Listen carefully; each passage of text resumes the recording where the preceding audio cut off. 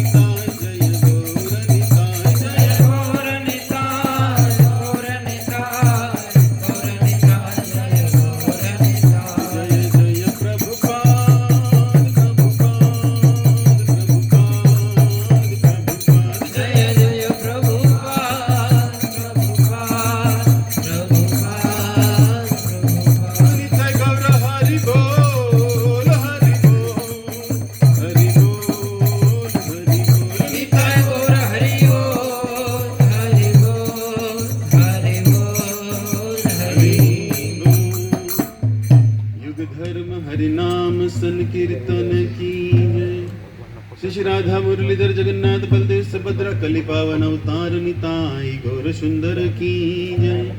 एकत्रित भक्त वृंद की जय। शील प्रभुपाद की जय। ओम नमो भगवते वासुदेवाय। ओम नमो भगवते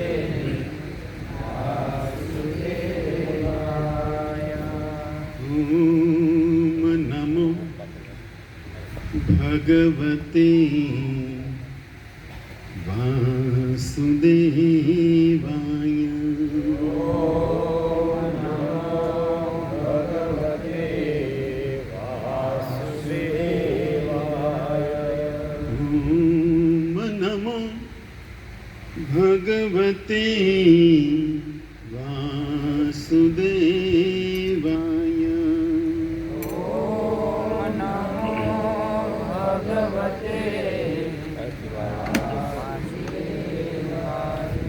नारायणं नमस्कृत्यं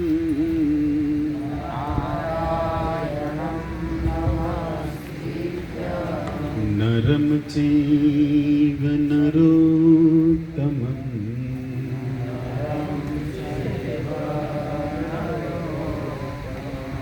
देवीं सरस्वती व्यासं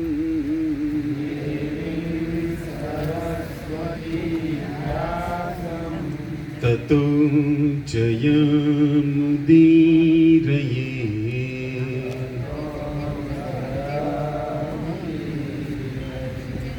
नष्टप्राये शुभद्रेषु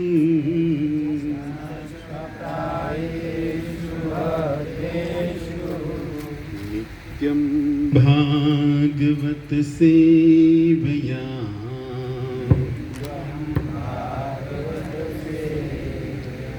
भगवती उत्तम श्लोके। भगवती उत्तम श्लोके भक्तिर्भवति नैष्ठिकीम्। भक्तिर्भवति नैष्ठिकीम्। श्री गुरुवे गौरचन्द्राय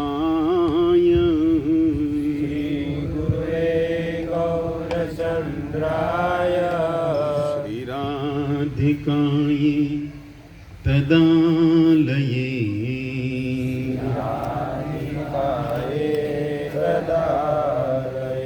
कृष्णाय कृष्णभक्ताय कृष्णाय कृष्णभक्ताय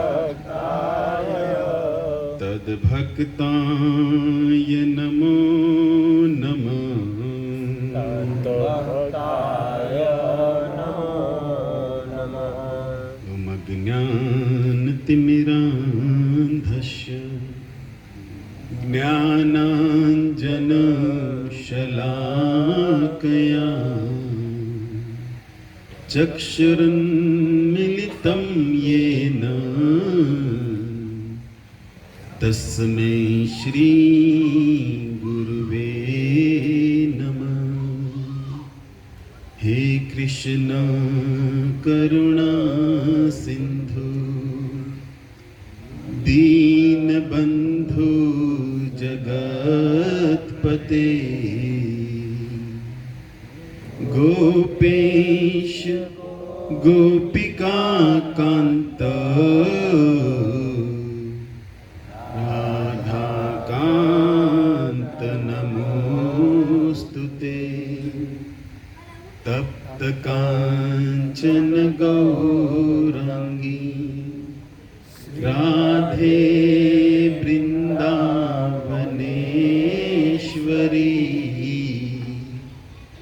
वृषभानुसुते देवी प्रणमामि हरिप्रिये। वाञ्छाकल्पतरुभ्यश्च सिन्धुभ्येव च पतितानां पावनेभ्यो वैष्णवेभ्यो नमो नमः। जय श्री कृष्ण चैतन्य प्रभु नित्यानंद श्री अद्वैत गदाधर श्रीवासादि गौर भक्तवृंद। हरे कृष्णा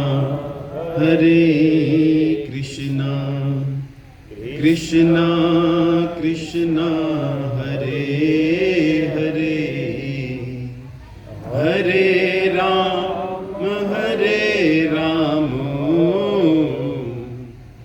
राम राम हरे हरे।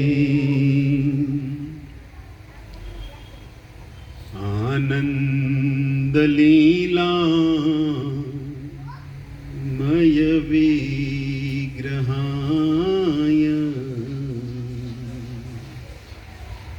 हेमांग दिव्य सचि सुंदराय तस्मै महाप्रेम रस प्रदाय चैतन्य चंद्राय नमो नमस्ते। चैतन्य चंद्राय नमो नमस्ते। जय जय राधा रमण जय जय नवल किशोर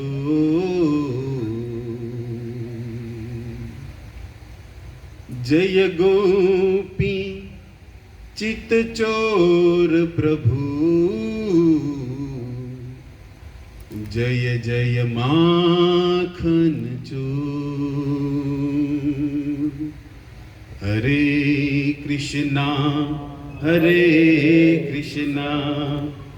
कृष्णा कृष्णा हरे हरे हरे राम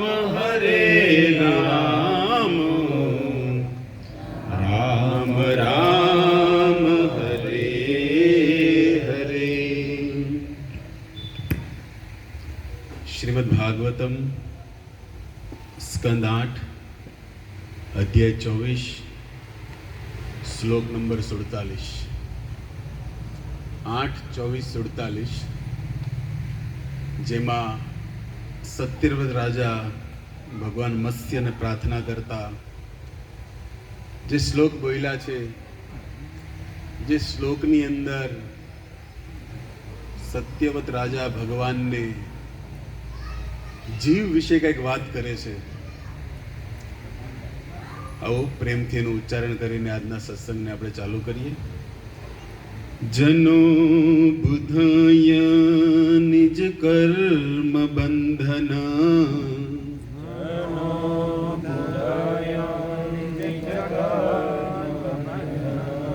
जनो बुधायं निज कर्म बंधना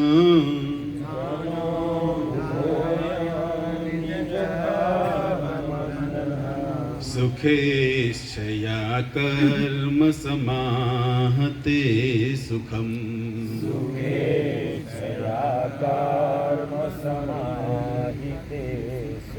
सुखेच्छया कर्म समीहते सुखम।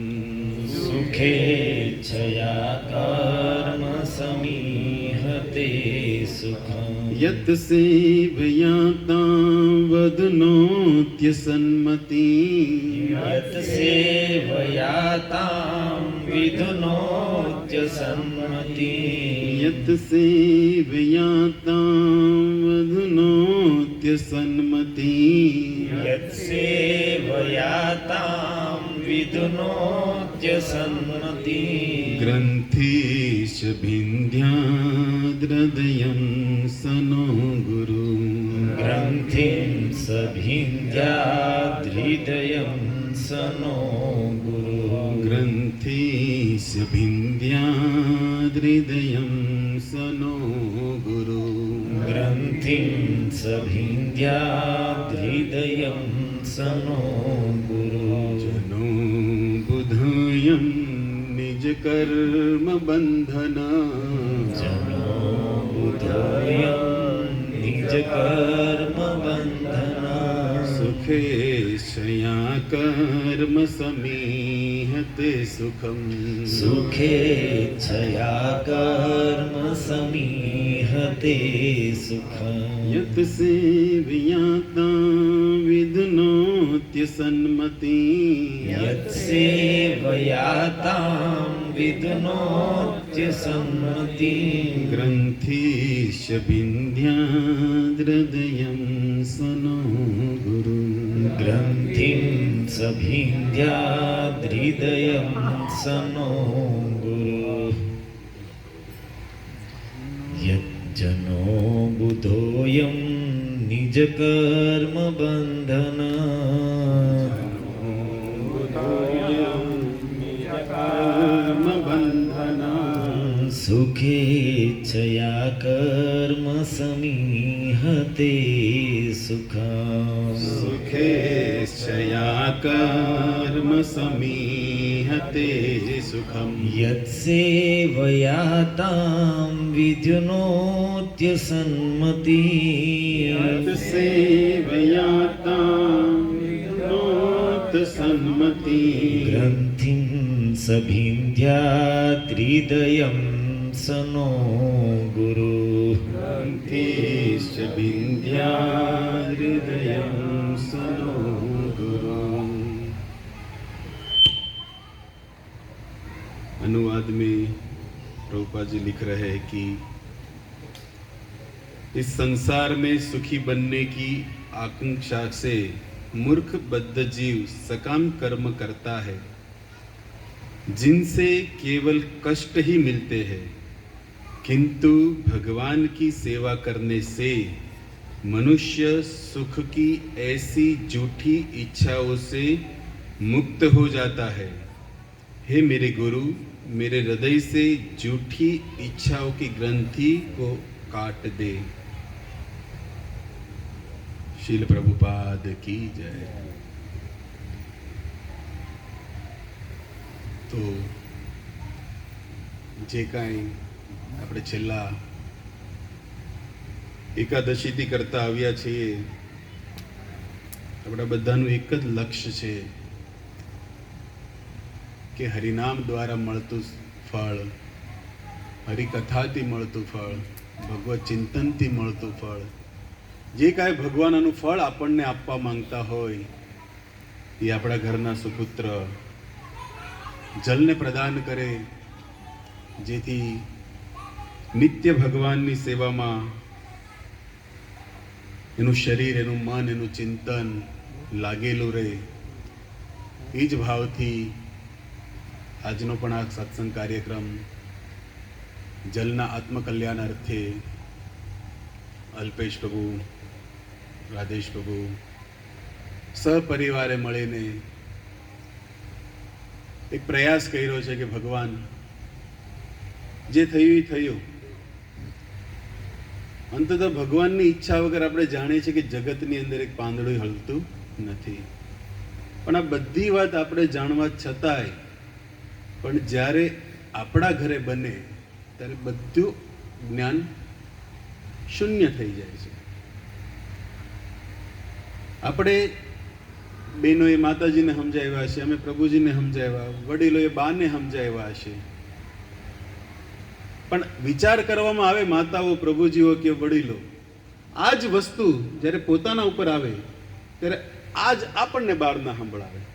આ જ સંસારને ચાલતો નિયમ છે। પણ સ્વાભાવિક ભૂલાય નહીં એવું દ્રશ્ય છે. મન હજી પણ માનતું નથી, બધું આપણે જાણીએ છીએ, પણ છતાંય એક વૈષ્ણવ જે છે એ ભગવત ઈચ્છામાં પોતાની ઈચ્છાને માન આપે છે. ભગવાનની ઈચ્છા આગળ આપણી નથી હાલતું એ સમજીને વૈષ્ણવ પોતાના મનને નિત્ય પ્રતિદિન બધા સાથે હોય કે એકલા હોય. આપણો આ જે માળો છે, આ સત્સંગનો આપણે બનાવ્યો છે કે અમે મુંબઈ કેટલા દિવસ આપણે કે આખો દિવસ તો વિજયરાજમાં તમે અલ્પેશ પ્રભુના ઘરે ગમે કે મુંબઈ આખો દિવસ પાર્લામાં રહેવાના નથી.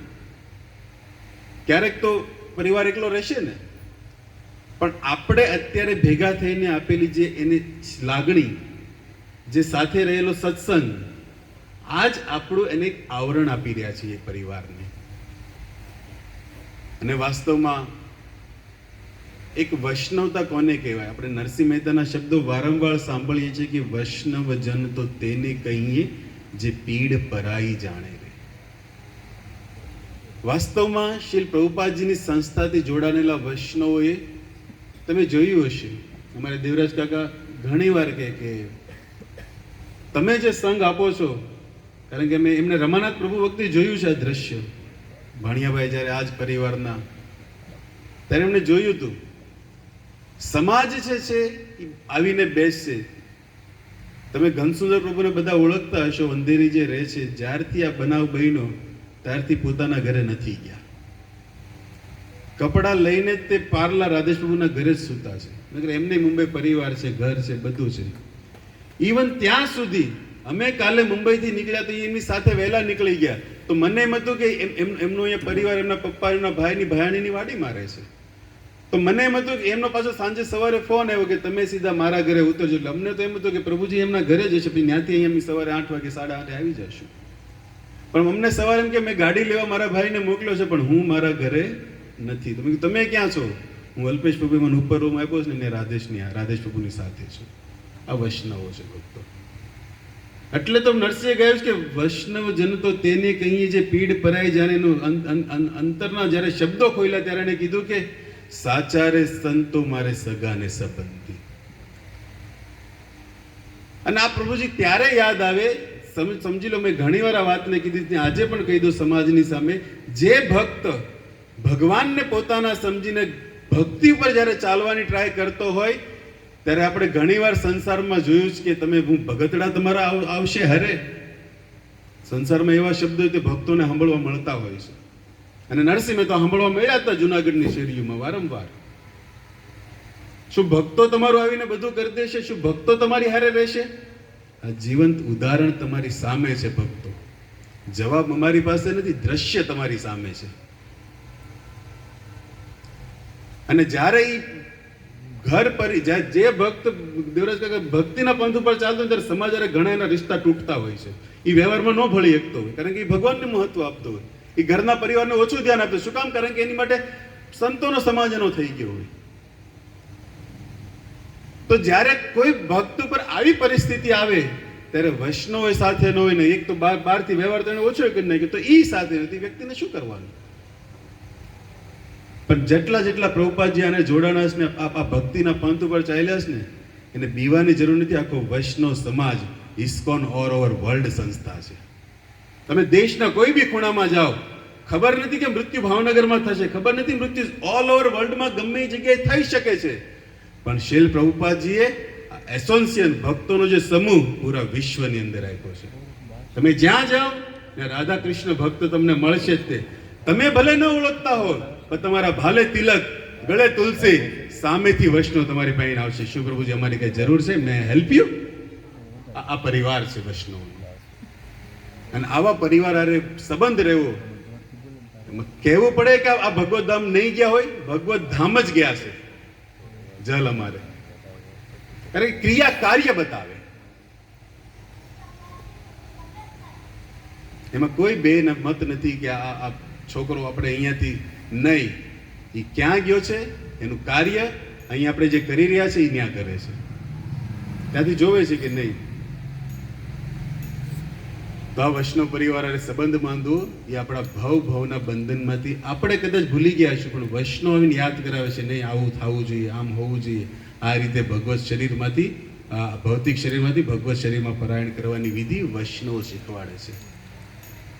તો સંસારની અંદર ભક્તો આપણે બધા કાંઈક ને કાંઈક એક સુખની પાછળ દોડી રહ્યા છીએ. પછી શાશ્વત સુખ હોય, શરીરનું સુખ હોય, ઇન્દ્રિયનું સુખ હોય. વ્યક્તિ સવારથી જાગતાને લઈને એક જ કાર્ય છે, શું? બસ સુખને પ્રાપ્ત કરી લો, સુખને ભેગું કરી લો. અને શાશ્વત સુખને પ્રાપ્ત કરવા માટે આજનો મનુષ્ય સમાજ આપણે જોઈએ છે કે ઘણી ઘણી પોતાની સુવિધા તો ઉત્પન્ન કરી લીધી, ઘર બનાવી લીધું, પૈસા કમાઈ લીધા, મોટી મોટી ગાડીમાં ફરે, લગ્ન કરીને પુત્ર પરિવાર સંબંધ બધો જ બનાવી લીધો. પણ છતાંય માનો કોઈ રેસ લાગી છે, ઓલિમ્પિકની જો કે 100 માનો દોડવાની રેસ લાગી છે, તો એનો એક બોર્ડર હોય, આટલા મીટરે રેસ પૂરી થાય છે, અહીંયા દોડવાવાળાને ઊભું રહે, પછી નંબર દેવામાં 1 2 3 જે આવતા હોય. મતલબ એનો કઈ એન્ડ છે. પણ આ હૃદયની અંદર મનુષ્ય શરીર લઈને આપણે જે ઈચ્છા પ્રગટ કરીને જે શરીરને દોડાવી રહ્યા છે ને, એનું કોઈ બેરોમીટર જ નથી. ક્યાં સુધી દોડશું? જ્યાં સુધી એનું અંતિમ લક્ષ્ય એ લાકડાની પથારી પર જ્યાં લગી આ શરીર સુવડાવશું નહીં ને, ત્યાં સુધી આ સંસારની અંદર પોતાની સુખ સુવિધા પ્રાપ્ત કરવા માટે રોજ નવા પ્લાનથી વ્યક્તિ દોડતા જ રહે છે. આ જગતનું સત્ય સપનું છે. છતાંય સવારે પાછા એ જ મૂડમાં और कुछ प्राप्त करना है, और कुछ प्राप्त करना है. અને આ જ રીતે મનુષ્ય શરીર નહીં ભક્તો અનાદિકાળથી, કારણ કે ભગવાને ગીતામાં જીવ માટે શબ્દ વાપર્યો છે કે જીવ ભૂત સનાતન. અર્જુન આ મારો અંશ છે અને મારાથી વિખૂટો પડીને આ સંસારની અંદર અલગ અલગ યોનિઓમાં જલજા 9 લક્ષાણી વાળા શ્લોકને યાદ કરીએ, ઘણા શરીરો આપણે ભક્તો ફેરવીને બેઠા છીએ. પણ કોઈ સાધુ સંતોની કૃપાથી, વડલાઓના આશીર્વાદથી કે આપણા કંઈક સારા કર્મો હશે કે ભગવાનના ચોપડે આપણું કંઈક મનુષ્ય શરીરમાં નામ આવી ગયું. સંતો કહે છે કે બાર બાર બનત નહીં યહ સંજોગ અનુ. કોઈક વસ્તુ છે ક્યારેક પાઠ થાય. એમાં સૌથી પહેલું ગણાવ્યું છે કે માનવ શરીર. આ મનુષ્ય શરીર જે છે બધાને મળતું નથી. અને એમાંય તે માનવ શરીર મળીને ભારત ભૂમિની અંદર જન્મ લેવો, જે ઋષિઓનો દેશ છે, જ્યાં ગંગા યમુના જેવી પવિત્ર નદીઓ વહે છે, જ્યાં નિત્ય સત્સંગના ફુવારા છૂટતા હોય, એવા ભારત ભૂમિ. મનુષ્ય તો ઘણા છે, પણ ભારત ભૂમિની કંઈક અલગ મહત્તા છે. એટલે કે સંતોની ભૂમિમાં પહેલેથી છીએ. અને ભારત ભૂમિમાં તે સારા પરિવારમાં, સારા કુળમાં, વૈષ્ણવના આશ્રિત, અને એમાંય તે શુદ્ધ ભક્તોના સંઘની અંદર જ્યારે જીવન જાતું હોય, એ તો અતિ દુર્લભ વાળી વાત છે. 7મા સ્કંદમાં પ્રહલાદ મહારાજ આ જ વાત કહે છે, દુર્લભમ માનુષમ દેહ. જે પોતાના સહપાઠી બાળકોને શિક્ષા આપતા કહે છે કે આ નાનું અમથું શરીર મનુષ્યનું મળ્યું છે ને, બહુ કિંમતી છે. બાળપણથી જ ભક્તિ શીખવાડવાની વાત જ્યાં કરે છે, ત્યાં મનુષ્ય શરીરની પ્રહલાદજી ઉપમા બતાવી રહ્યા છે. રામાયણમાં ગાયું છે, બડે ભાગ માનુષ તન પાવા. મતલબ મનુષ્ય શરીરની એટલી કિંમત છે જે આપણી પાસે અત્યારે છે. પોઝિટિવ આપણે છે અંદર. કાલ સવારે આપણે તે ખુરશીમાં ફોટામાં આપણે વાર નથી, આજ નહીં તો કાલ, હમણાં નહીં તો પછી. કારણ કે જીવનનું સનાતન સત્ય મૃત્યુ છે, એનાથી કોઈ બાકાત નથી. ઉંમર કોઈ બી હોય, જગ્યા કોઈ બી હોય, પરિસ્થિતિ કાંઈ પણ આવી શકે. ખુરશીમાં આપણે તે જે 5 બાય કે જે ફોટો બનતો હોય, એ દ્રશ્ય આપણી સામે રોજ હોવું જોઈએ. અને ભગવાન ગીતામાં આ જ વસ્તુને યાદ કરવાનું કે જાગીને તરત દુઃખ દોષાનું દર્પણમ. કાચની સામે આપણે સવારે ઊભા થઈને રોજ તૈયાર થતા હોય, ત્યારે ગીતાના એ શ્લોકને યાદ કરવો જોઈએ કે જન્મ મૃત્યુ જરા વ્યાધિ દુઃખ દોષાનું દર્પણમ. કારણ કે જીવને આ 4 વસ્તુ લાગેલી છે, મરવું, જન્મ લેવો, રોગ આવવો અને ગઢું થવું. આનાથી કોઈ બહાર તો છે જ નહીં. આ જન્મ લીધો મતલબ એ મૃત્યુ લગી એ બધું આવવાનું છે. વચ્ચે મરી ગયા એટલે પાછું નવું શરીર ચાલુ જ છે. આ ક્યાં લગી ચાલશે ચક્ર? પુનરપી જનનમ પુનરપી મરણમ પુનરપી જનની જઠરે શયનમ. ખબર નથી આપણે કયા ગર્ભની અંદર જઈને આવ્યા છે. આ તો મનુષ્ય શરીર છે એટલે માતાઓના ગર્ભમાંથી નીકળ્યા. બાકી કીડા મકોડા જે આપણે જંતુ જોવા નથી ગમતા, ઈ યોનિમાંથી તે જીવ પ્રસાર થઈને આવેલા છીએ. પણ ભગવાનની બહુ મોટી કૃપા છે પાછી જીવ ઉપર કે આપણને ફ્યુઝ ઉડાડી દે. મતલબ યાદ શક્તિ રહેવા નથી દેતા તું ક્યાંથી આવ્યો ભાઈ. એ મોટી કૃપા છે ભગવાનની કે જીવને ભૂલવાડી દેવું, નકર તો જીવી ન એકીએ. પણ ભૂલવાડી દે હરવાર નવું જ્ઞાની આપે છે કે ઓકે ભૂલાઈ ગયું છે પણ નવું આ કર તો પાછો કમસે કમ મનુષ્ય તો બન. ભગવાન તો ભગવત ધામ જવાની વાત કરે છે પણ એટલીસ્ટ નેક્સ્ટ આવતું શરીર મનુષ્યનું મળે એવું તો કંઈક કરવું જોઈએ કે નહીં? એ જ્ઞાન ક્યાંથી મળશે? એ વિધિ છે સત્સંગને નિત્ય સાંભળવાથી. તુલસીદાસજી કહે છે કે બિન સત્સંગ વિવેક ન હોય, રામ કૃપા બિન સુલભ. જેના પર ભગવાનની કૃપા છે એને જ તે સત્સંગમાં બેસવાનો લાભ મળે છે. તો સત્સંગથી વ્યક્તિને વિવેક આવે ને વિવેક એ જ પ્રાપ્ત કરવો જોઈએ કે હું શું કામ આ શરીરમાં છું, હું શું કામ આ શરીરની અંદર બંધનમાં છું, મારું આવતું જન્મ શું છે, હું ક્યાંથી. ઘણા પ્રશ્નો આવશે સત્સંગની અંદર, પણ એ પ્રશ્નોની દુકાન ખોલવા માટે પહેલા આપણે સત્સંગનું તાળું ખોલતા શીખવું પડશે, ત્યારે દુકાનમાંથી કંઈક વસ્તુ પ્રાપ્ત કરીએ છીએ.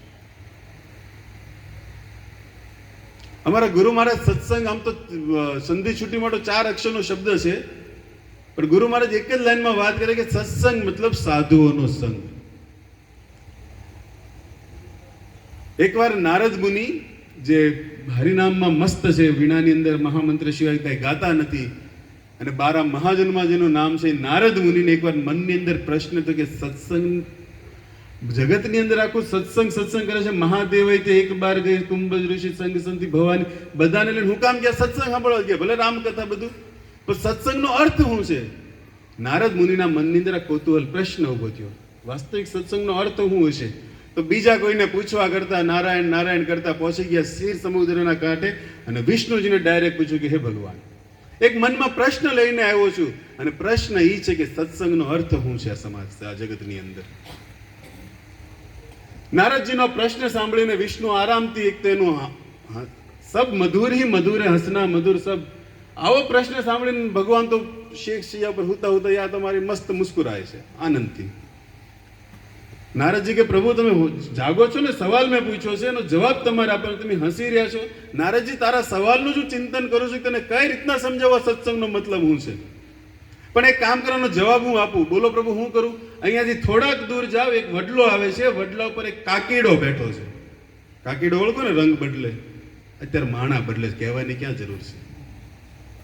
માણા એટલે આમ ન ફરે, તમારે કીધું નો એ કરે નહીં. મેં તમને કઈ કીધું છે પણ એ કે કરવાનું આવે ત્યારે આ રંગ બદલ્યા. મુંહ મેં રામ બગલ મેં છુરી વાળી વાત. આજનો પ્રત્યેક માનવ સમાજ સ્વાર્થ માટે જીવે છે. વિચાર કરવામાં આવે તો સ્વાર્થ લાગી કરહી સબ પ્રીતિ.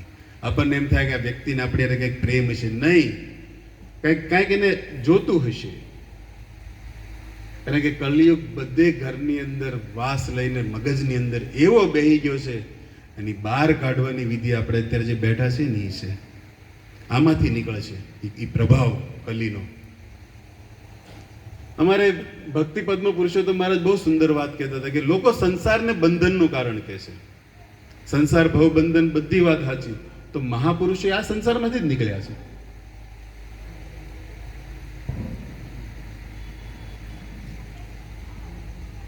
જોવામાં આવે મીરાબાઈ આ સંસારમાંથી જ નીકળ્યા છે, એની માટે તો સંસાર બંધનનું કારણ નથી. સંસાર બંધનનું કારણ નથી, મનને સંસારમાં ભક્તો આપણે બેઠા છે ને બાંધીને, એ સૌથી મોટું બંધનનું કારણ છે. બાકી આ સંસારથી ભગવત પ્રાપ્તિ કરવા વાળા બેઠા છે, કરી છે, ઇતિહાસ ભાગવત પડ્યા છે. પણ વાત એ છે કે નારદ મુનિના મનનો પ્રશ્ન સાંભળીને ભગવાન વિષ્ણુ એને મોકલે છે કે જા ભાઈ કાકીડાને જઈને પૂછ કે સત્સંગની મહિમા શું છે. ભગવાન એ કાકીડો જવાબ દેશે? ભગવાનના શબ્દો પર વાક્ય વિશ્વાસ રાખીને નારદ મુનિ નીકળ્યા છે અને વાસ્તવમાં આગળ ગયા તો એક મોટું પીપળનું વડલાનું ઝાડ આવ્યું, એના પર કાકીડો બેઠો હતો અને કાકીડાને જોઈને નારદ મુનિએ કીધું કે ભગવાન વિષ્ણુએ મોકલ્યો છે અને તને પૂછવાનું કીધું કે સત્સંગની મહિમા શું છે. અને જેવું જ તે નારદ મુનિના મુખથી આ વાક્ય સાંભળ્યું, કાકીડો જે ડાળ ઉપર બેઠો હતો ત્યાંથી ડરતો પડતો નારદ મુનિના પગમાં આવીને પોતાના પ્રાણ ત્યાગી દીધા.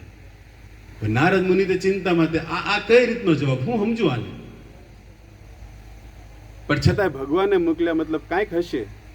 વિચારતા વિચારતા હરે કૃષ્ણ હરે કૃષ્ણ કૃષ્ણ કૃષ્ણ હરે હરે, હરે રામ રામ રામ હરે હરે. ભગવાનના વાક્ય પર વિશ્વાસ રાખીને પાછા ગયા નારદ મુનિ. પાછા વિષ્ણુ જઈને પૂછે કે ભગવાન, તમે મોકલેલા કાકીડા પાસે તો હું ગયો, પણ મારો સવાલ સાંભળતા તે કાકીડો પોતાના સ્થાન ઉપરથી પડીને મારા ચરણોમાં આવીને પોતાનું શરીર છોડી દીધું. આ તે કયો જવાબ? ભગવાન તો પાછો પોતાના સ્વભાવ અનુસાર હસતા હસતા કે નારદજી, હજી થોડુંક આગે જવું પડશે. હવે ક્યાં જાવ પ્રભુ? એ વડલાને પાર કરો, એ દિશામાં આગળ હાલો. એક બ્રાહ્મણનું ઘર છે ને, બ્રાહ્મણના ઘરે એક પિંજરું છે ને, પિંજરામાં એક પોપટ બેઠો છે ને, એ પોપટને જઈને તારો સવાલ કર કે ભાઈ સત્સંગની મહિમા શું છે, સત્સંગનો અર્થ શું છે. પ્રભુ હવે ન્યા જવાનું મારે? ભગવાનના વાક્ય ઉપર નારદને વિશ્વાસને પાછા ગયા અને વાસ્તવિક બ્રાહ્મણના ઘરની અંદર પિંજરામાં પોપટ બેઠો હતો. પોપટને જઈને પૂછ્યું કે શ્રીહરિ વિષ્ણુએ સવાલનો જવાબ માંગવા માટે મોકલ્યો છે. બોલ પોપટ કે સત્સંગનો અર્થ શું છે? જેમ કાકીડાએ પ્રાણ ત્યાગ્યો હતો ને, એમાં પોપટ પાંજરાની અંદર આ પ્રશ્ન સાંભળીને પાછો પોતાનો પ્રાણ ત્યાગી દીધો. હવે તો નારદજીથી રહેવાતું નથી. આ શું કામ બની ગયું છે? સત્સંગનો અર્થ હું મરવું હશે? ઘણા પ્રશ્નો નારદને ઉભા થયા મનની અંદર. પણ પાછા ભગવાન પાસે એમ કે ભગવાન હવે સમજાતું નથી તમારે, હું મારા હાથે જ બધાનું રામ નામ લખ્યું છે, હું જેની પાસે જાઉં બધાને તમારે બોલાવી જ લેવાના છે, તો હું જવાનું બંધ કરું? સાધુના દર્શનથી આમ થતું હોય? પણ તમારો નારદ સવાલ એવો છે તો જવાબ તો એ રીતના જ આવશે. પ્રભુ સીધે સીધું કહે ને, શું છે સત્સંગનો મહિમા? નારદ હજી એકવાર જા. હવે હજી એકવાર જઈ બ્રાહ્મણનું ઘરે જવા દે. ત્યાંથી આગળ જાય એક રાજ્ય છે અને એક રાજાને એક હમણાં તે ઘણા ટાઈમથી પુત્ર નતો થતો ને, એક પુત્રનો જન્મ થયો છે ને, એ પુત્ર ઘોડિયા હતો ને, ન્યા જઈને પૂછ સત્સંગનો મહિમા શું છે. નારદજી હવે તો કયા પગે ઉપડે? કાકીડો વયો ગયો, પોપટ વયો ગયો, તો રાજાને કહેશો કે ઘણા ટાઈમથી પુત્ર નથી થયો ને, ઈ વયો જાય તો કયા પગે જાવ? પણ તોય નારદજી ભગવાનના વાક્ય ઉપર વિશ્વાસ, આ ભક્તોનું સૌથી મોટું ધન છે. અને ગીતામાં ભગવાને એ જ કીધું છે, મન મના ભવ મત ભક્તો. મન કૃષ્ણમાં લાગી ગયું, તેના વાક્ય ઉપર વિશ્વાસ અવશ્ય વૈષ્ણવને હોવો જોઈએ. સર્વ ધર્માન પરિત્યજ્ય, બધા ધર્મનો ત્યાગ કર્યો, કોનું શરણ લીધું છે? કૃષ્ણનું. તો એની વાત ઉપર વિશ્વાસ રાખો, આ વૈષ્ણવનું સૌથી મોટું ધન છે. અને વિશ્વાસના કારણે તે જગતની અંદર જીવિત રહી શકે છે. ઘણા ઘણા દાખલા હોય છે. ભગવાનના વાક્યના લીધે જગતની અંદર વૈષ્ણવે પોતાના પ્રાણ આધાર રાખ્યા હોય. ગોપીઓની જરા પર વાત કરીએ. ભગવાન કઈ નહીં કહેતા, ગોપી હું આવીશ. રાધારાણી કીધું તું આવીશ, લલિતાને કીધું તું આવીશ. જયારે અક્રૂરજી લઈને ગયા ત્યારે ભગવાનના વાક્ય હતું કે હું આવીશ વ્રજની અંદર પાછો. આ વાક્ય જ તે ગોપીઓ માટે પ્રાણ થઈ ગયા હતા. વિશ્વાસથી બંધાઈ ગઈ હતી ગોપીઓ અને પોતાના પ્રાણ નકર રેમ નતા. કૃષ્ણના વાક્ય ઉપર ગોપીઓ પોતાના, જયારે અક્રૂરજી આવે ત્યારે ભ્રમર ગીતમાં બધી વાત 46 અધ્યાયમાં 10મ સ્કંદમાં કરી છે ગોપીઓએ ઉદ્ધવજીને. એ વાક્યના આધારે તો નારદ ઉદ્ધવજી જીવી રહ્યા છે. તો ભગવાનના વચન ઉપર વૈષ્ણવનો વિશ્વાસ હોય છે. એમ નારદજીને ભગવાન જે થવું થાય, એ છોકરાનું જે થવું થાય, તમે મોકલી રહ્યા છો મતલબ કાંઈક તો એમાં હશે. અને વિશ્વાસ લઈને પાછા ગયા, પણ જોયું કે રાજ્યની અંદર તો તમારે આનંદ ઉત્સવ હાલી રહ્યા છે. કારણ કે રાણીને હમણે પુત્ર ઘણા ટાઈમથી નહોતો ને પુત્ર થયો છે, મતલબ કંઈક અલગ મૂડ હતું રાજાનું. તો આવા ઓલાની અંદર બ્રાહ્મણનો વેશ લઈને જવું નારદ મુનિએ યોગ્ય સમજ્યું. અને મહેલની બહાર ઉભા બ્રાહ્મણનો વેશ લઈને મહેલના દરવાજે આવીને પૂછ્યું કે વાતાવરણ જોતે એવું લાગે છે કે કંઈક છોકરા કંઈક હશે, કંઈક ભાણીઓ ભાણીકી આવ્યા હશે, તો હું ઋષિ આશીર્વાદ દેવા માટે આવ્યો છે. કે પોગવું તો ખરા ને, ઘોડિયા લઈ કોણ જાય હાથ પકડી? જે રીતે ભોળાનાથ રામના દર્શન કરવા માટે અયોધ્યાની બજારમાં નીકળતા હતા, એ રીતની વાત. જવા માટે કાંઈક તો જોઈએ ને અંદર. પણ આધાર લીધો ઋષિનો વેશનો નારદજીએ. અને જઈને કહે છે કે ભાગ્ય જાણું, નામ જાણું, જે કાંઈ પડતે ગમે એમ કરીને પહોંચી ગયા. છોકરો જે રૂમમાં હતો ત્યાં, હવે બટલો મોટો રૂમ ને એમાં ઘોડીઓ, છોકરા, બધું. પણ આજુબાજુ આખો સમાજ એવું બધું કાંઈક આશીર્વાદ ઋષિ હું દેશ. બોલવું કેમ બધાની વચ્ચે? કારણ કે આગળ 2 કેસ વ્યા ગયેલા. આ વયો છે તો આ લોકો મને બહાર નહીં જવા દે. નારદજીને ઘણા પ્રશ્નો મનમાં, જો મારી સામે આ વયો ગયો તો આ મને બહાર નહીં જવા દે આ લોકો.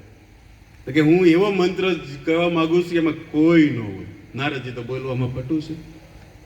અસુરોને જે સમજાવી એકતા હોય, પ્રચેતાગણ એક હારે લોટના લોટ શિષ્યો બનાવતા હોય, બોલવામાં આટલા પટુ, તો એના મહેલમાં ઉભેલા બધાને 2 મિનિટ માટે બહાર જાવ ને, એમ છતાં જોયું કે વાતાવરણ શાંત છે. પેલો છોકરો જે ઘોડિયામાં હતો ને, બહુ હિંમત ભેગી કરી અને પૂછ્યું કે વિષ્ણુએ મોકલ્યો છે, સવાલ એ છે કે સત્સંગનો અર્થ શું છે? આ સવાલ સાંભળીને છોકરો જે ઘોડિયામાં હતો ને પેલા દાંત કાઢ્યા ને અને નારદની દાંત આવ્યા. હા, જવાબ ન મળે કાંઈ નહીં, પણ આ શ્વાસ તો હાલે છે ને. શાંતિ થઈ પેલા તો નારદજીને. હાશ, પણ ભગવાને જ્યાં મોકલ્યા હોય ત્યાંથી કોઈ ખાલી હાથે જાય નહીં. એ નાનો આમ તો છોકરોથી જન્મ લીધો છે તો વાંચા ફૂટી. ભગવાન જેને બોલાવવા માંગતા હોય વાંચા ફૂટતાની હાલત કીધું કે નારદજી તમે જે પ્રશ્નનો જવાબ લઈને આવ્યો છે ને એ પ્રશ્નનો જવાબ તમને ત્યાં વડલાના ઝાડ ઉપર જ મળી ગયો. કેમ? હું ઈ જ કાકીડો છું જ્યાં તમે પૂછવા આવ્યા હતા સત્સંગનો મહિમા શું છે. પણ ભગવાને તરત મારું પોપટના રૂપમાં જન્મ આપી દીધો. કારણ કે ભગવાનને જન્મ દેવો કોઈ મોટી વાત નથી. કાકીડા કરતા પક્ષીઓની હારી છે. મતલબ યોની મારી આખી ફેરવી નાખી તમારા દર્શનના લીધે. છતાંય મારી ઉપર કૃપા જોઈ કૃષ્ણની કે બીજી વાર તમે પાછા આવ્યા. ભગવાન હજી મને તોતામાંથી પાછું મનુષ્ય શરીર આપી દીધું. આનથી મોટો સત્સંગનો મહિમા કહેવાય કે સાધુના સંગ થાતાની અંદર યોનિઓ ફરી જતી હોય. એટલે અમારા ગુરુ મહારાજ કહે છે કે સાધુનો સંગ કરવો એ જ સત્સંગ છે. અને ઋષિનો પ્રશ્ન હતો કે સત્સંગનો મહિમા શું છે. ભગવાન કહેવામાં છે કે સત્સંગનો મહિમા એ જ છે કે સાધુઓના દર્શન થઈ જવા, સાધુ મુખેથી હરિકથા મળી જાય. તો સંસારની અંદર ભક્તો આપણે બધા શાશ્વત સુખની પ્રાપ્તિ માટે દિવસ રાત મહેનત કરી રહ્યા છીએ. પણ આ જે દિવસ રાત મહેનત કરવા વાળું જે આપણું શરીર છે ને કાંઈક ને કંઈક સંબંધમાં બંધાણેલું છે. અને પરિવારના સંબંધને પૂરા કરવા માટે દિવસ રાત આપણે જે મહેનત કરી રહ્યા છીએ એ સંબંધ જ તે આ ભૌતિક બંધનનું આપણને આસક્તિ અને સંસાર બંધનનું સૌથી મોટું કારણ છે. એટલે તો અમારે ગોવિંદદાસજીએ ગાયું છે કે યે ધન યૌવન પુત્ર પરિજન ઇથે કિયા છે પરતી તીરે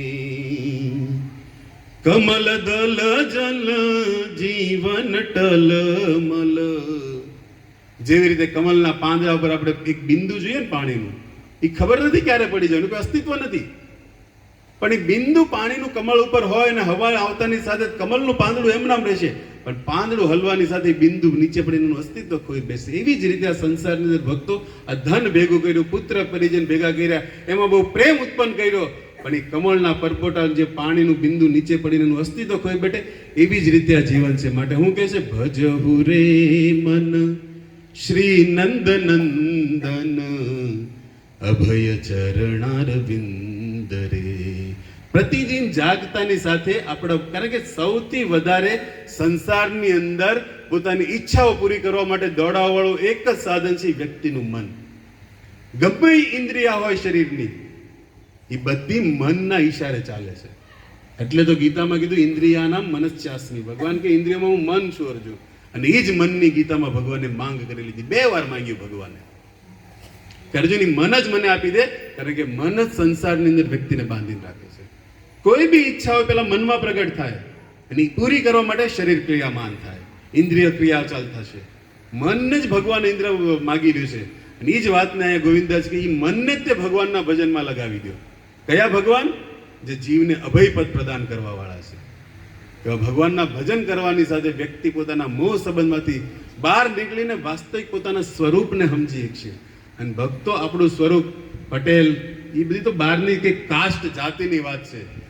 બાકી શાસ્ત્ર આધારે વાત કરીએ તો આપણે ભગવાનના કિંકર દાસ છીએ. આ આપણું વાસ્તવિક સ્વરૂપ છે. અને આ સ્વરૂપ આપણને ક્યાંથી પ્રાપ્ત થશે? એ હરિકથામાંથી, હરિ ઉપદેશમાંથી, હરિનામમાંથી, ભક્તોના સંગમાંથી વાસ્તવમાં આપણને આપણું સ્વરૂપ પ્રાપ્ત થાય. અને સ્વરૂપ પ્રાપ્ત થયા પછી જીવ એક જ કાર્ય કરશે જે ભગવાનની સેવા કરવાનું કીધું છે. જ્યાં શબ્દ છે ને યત સેવયા, એ સેવા કરવાથી જ તમારું શરીર આપણને સ્વરૂપ નિર્માણ થાય. અને જીવનું સ્વરૂપ છે નિત્ય કૃષ્ણ દાસ. ભગવાનના દાસ છીએ આપણે. અને આ જગતની અંદર ભગવાનને ભૂલીને આપણને સ્વામી માનીને બેઠા છીએ. એ સૌથી મોટું જીવાત્માને બંધનનું કારણ છે. તો એક કવિએ તો બહુ સુંદર વાત કરી છે કે कहते हैं कि ये जिंदगी जो है ना भक्तों, ये जिंदगी एक रंग मंच है, यहाँ पर सभी को नाटक करना पड़ता है. क्या कह रहे कवि? ये जिंदगी एक रंग मंच है, यहाँ पर सभी को नाटक करना पड़ता है. वैज्ञानिक मंगल में जीवन ढूंढ रहे हैं और हम जीवन में मंगल ढूंढ रहे हैं. આખું સમાજ વિજ્ઞાન હું કામ લાગ્યું છે? મંગલ ઉપર જીવન છે કે નહીં? પણ એને જેને વિજ્ઞાનિક હારે કઈ લેવા નથી, પોતાના જીવનમાં શાંતિ છે કે નહીં, મંગળ છે કે નહીં, એની માટે પ્રયાસ કરે છે. તો સુખ ગોતતા ગોતતા, જીવનની અંદર મંગલ ગોતતા ગોતતા ખબર નહીં રહે ને એકવાર સમય આવીને ઉભો રહી જાય. જે સમયની વાત આપણા ભજનમાં ભક્તોએ ગાય છે કે કોણ જાણી શકે કાળને રે. સંસારની બધી વસ્તુ આપણે ભેગા કરવામાં લાગેલા છીએ અને સંસારની વસ્તુથી આપણે સુખ પ્રાપ્ત કરવા મહેનત કરી રહ્યા છીએ અને આ સુખ મળે કે ન મળે એની ખબર નથી. ક્યાં એક નવું વસ્તુ આવી જાય, ખબર જ જેની શંકા મનમાં ન હોય, જેનો વિચાર ન હોય. કોણ જાણી શકે કાળને રે, વાણું કાલ કેવું વાશે. કોણ જાણી શકે,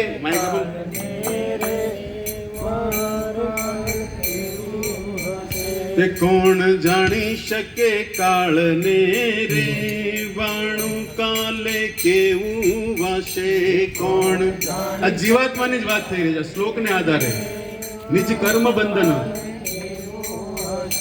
આ કાયામાંથી હંસલો રે, ઓ ચિંતાનું ઉડી જશે.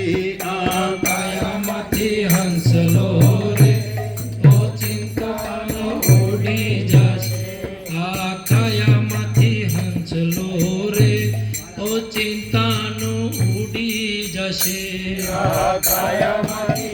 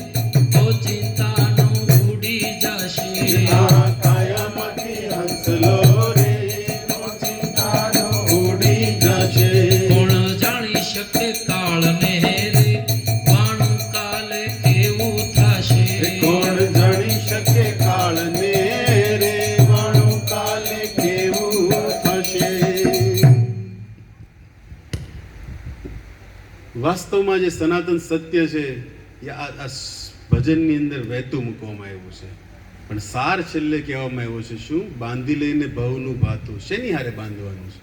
हरिनाम के साथ. ये जो 16 अक्षर का महामंत्र आप प्रतिदिन इसको जप रहे हो, सुन रहे हो. આજે તમે બેસણ અંદર 3 કલાક જે શબ્દ સાંભળ્યા એ સામાન્ય શબ્દ નથી, કારણ કે જગતની અંદર કલિકાલે નામ રૂપે કૃષ્ણ અવતાર, સાક્ષાત ભગવાન જ ત્યાં નામના રૂપે જગતની અંદર કલયુગની અંદર અવતાર લઈને આવ્યા છે.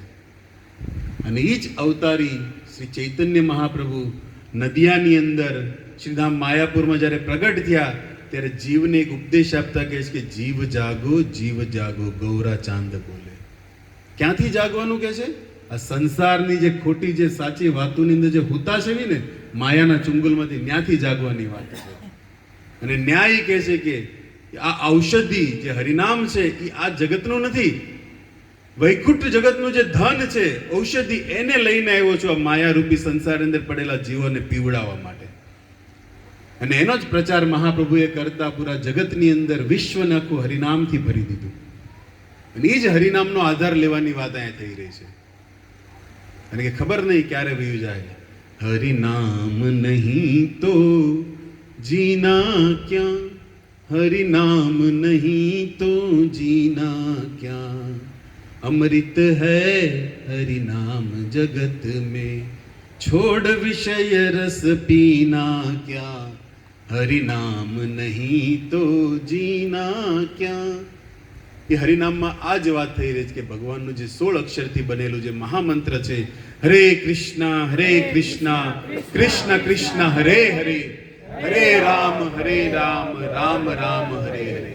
આ મહામંત્રને આપણા જીવનના ઘરેણું બનાવી લેવું જોઈએ. આપણે ડોકમાં જે કાંઈ માળા જે કાંઈ પહેરતા હોય ને એ માળાને જે દોરાથી જે પોરવેલી છે ને એ દોરો જ હરિનામનો હોવો જોઈએ, કૃષ્ણ નામનો હોવો જોઈએ, જેના લીધે આ કંઠી સુશોભિત રહે. કારણ કે આધાર એનો છે. અમારે ઘનસુરુ ઘણી વાર ગાય, આપણે વેપાર કરી રહ્યા છીએ પણ વેપાર કંઈક નવો ચાલુ કરવાનો છે, ભજનનો વેપાર જેની વાત કરવામાં આવે છે.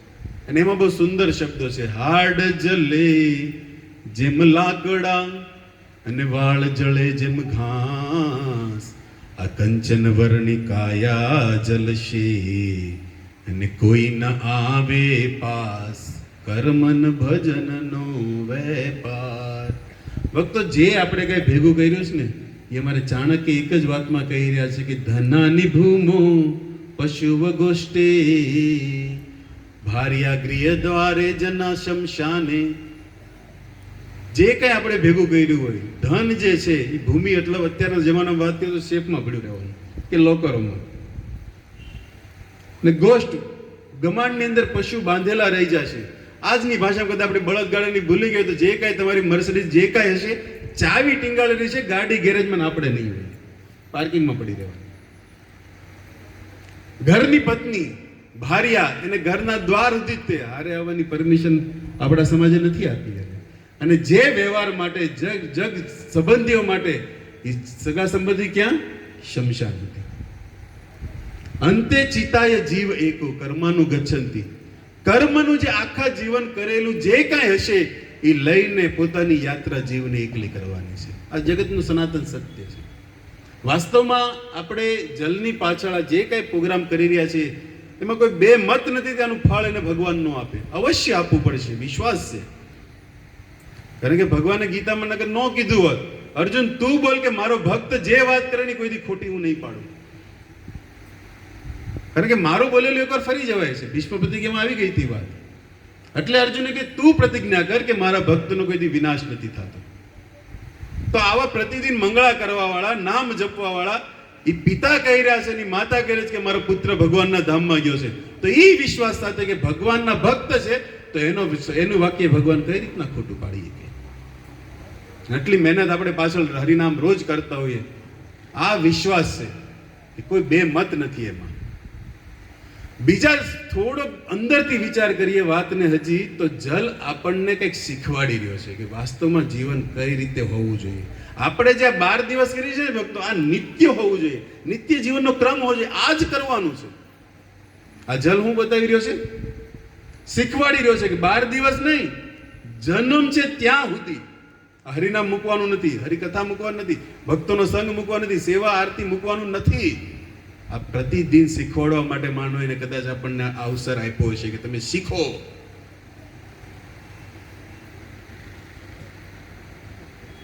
અને બીજા નંબરમાં વાત કરીએ તો આપણે કોઈને શમશાને ઘણા મૂકવા ગયા હશું, જાશું તે હજી આપણને જ્યાં લગી કોઈ મૂકવા નહીં આવે ત્યાં સુધી આપણે બધાને મૂકવા જાશું, આ પાકું છે.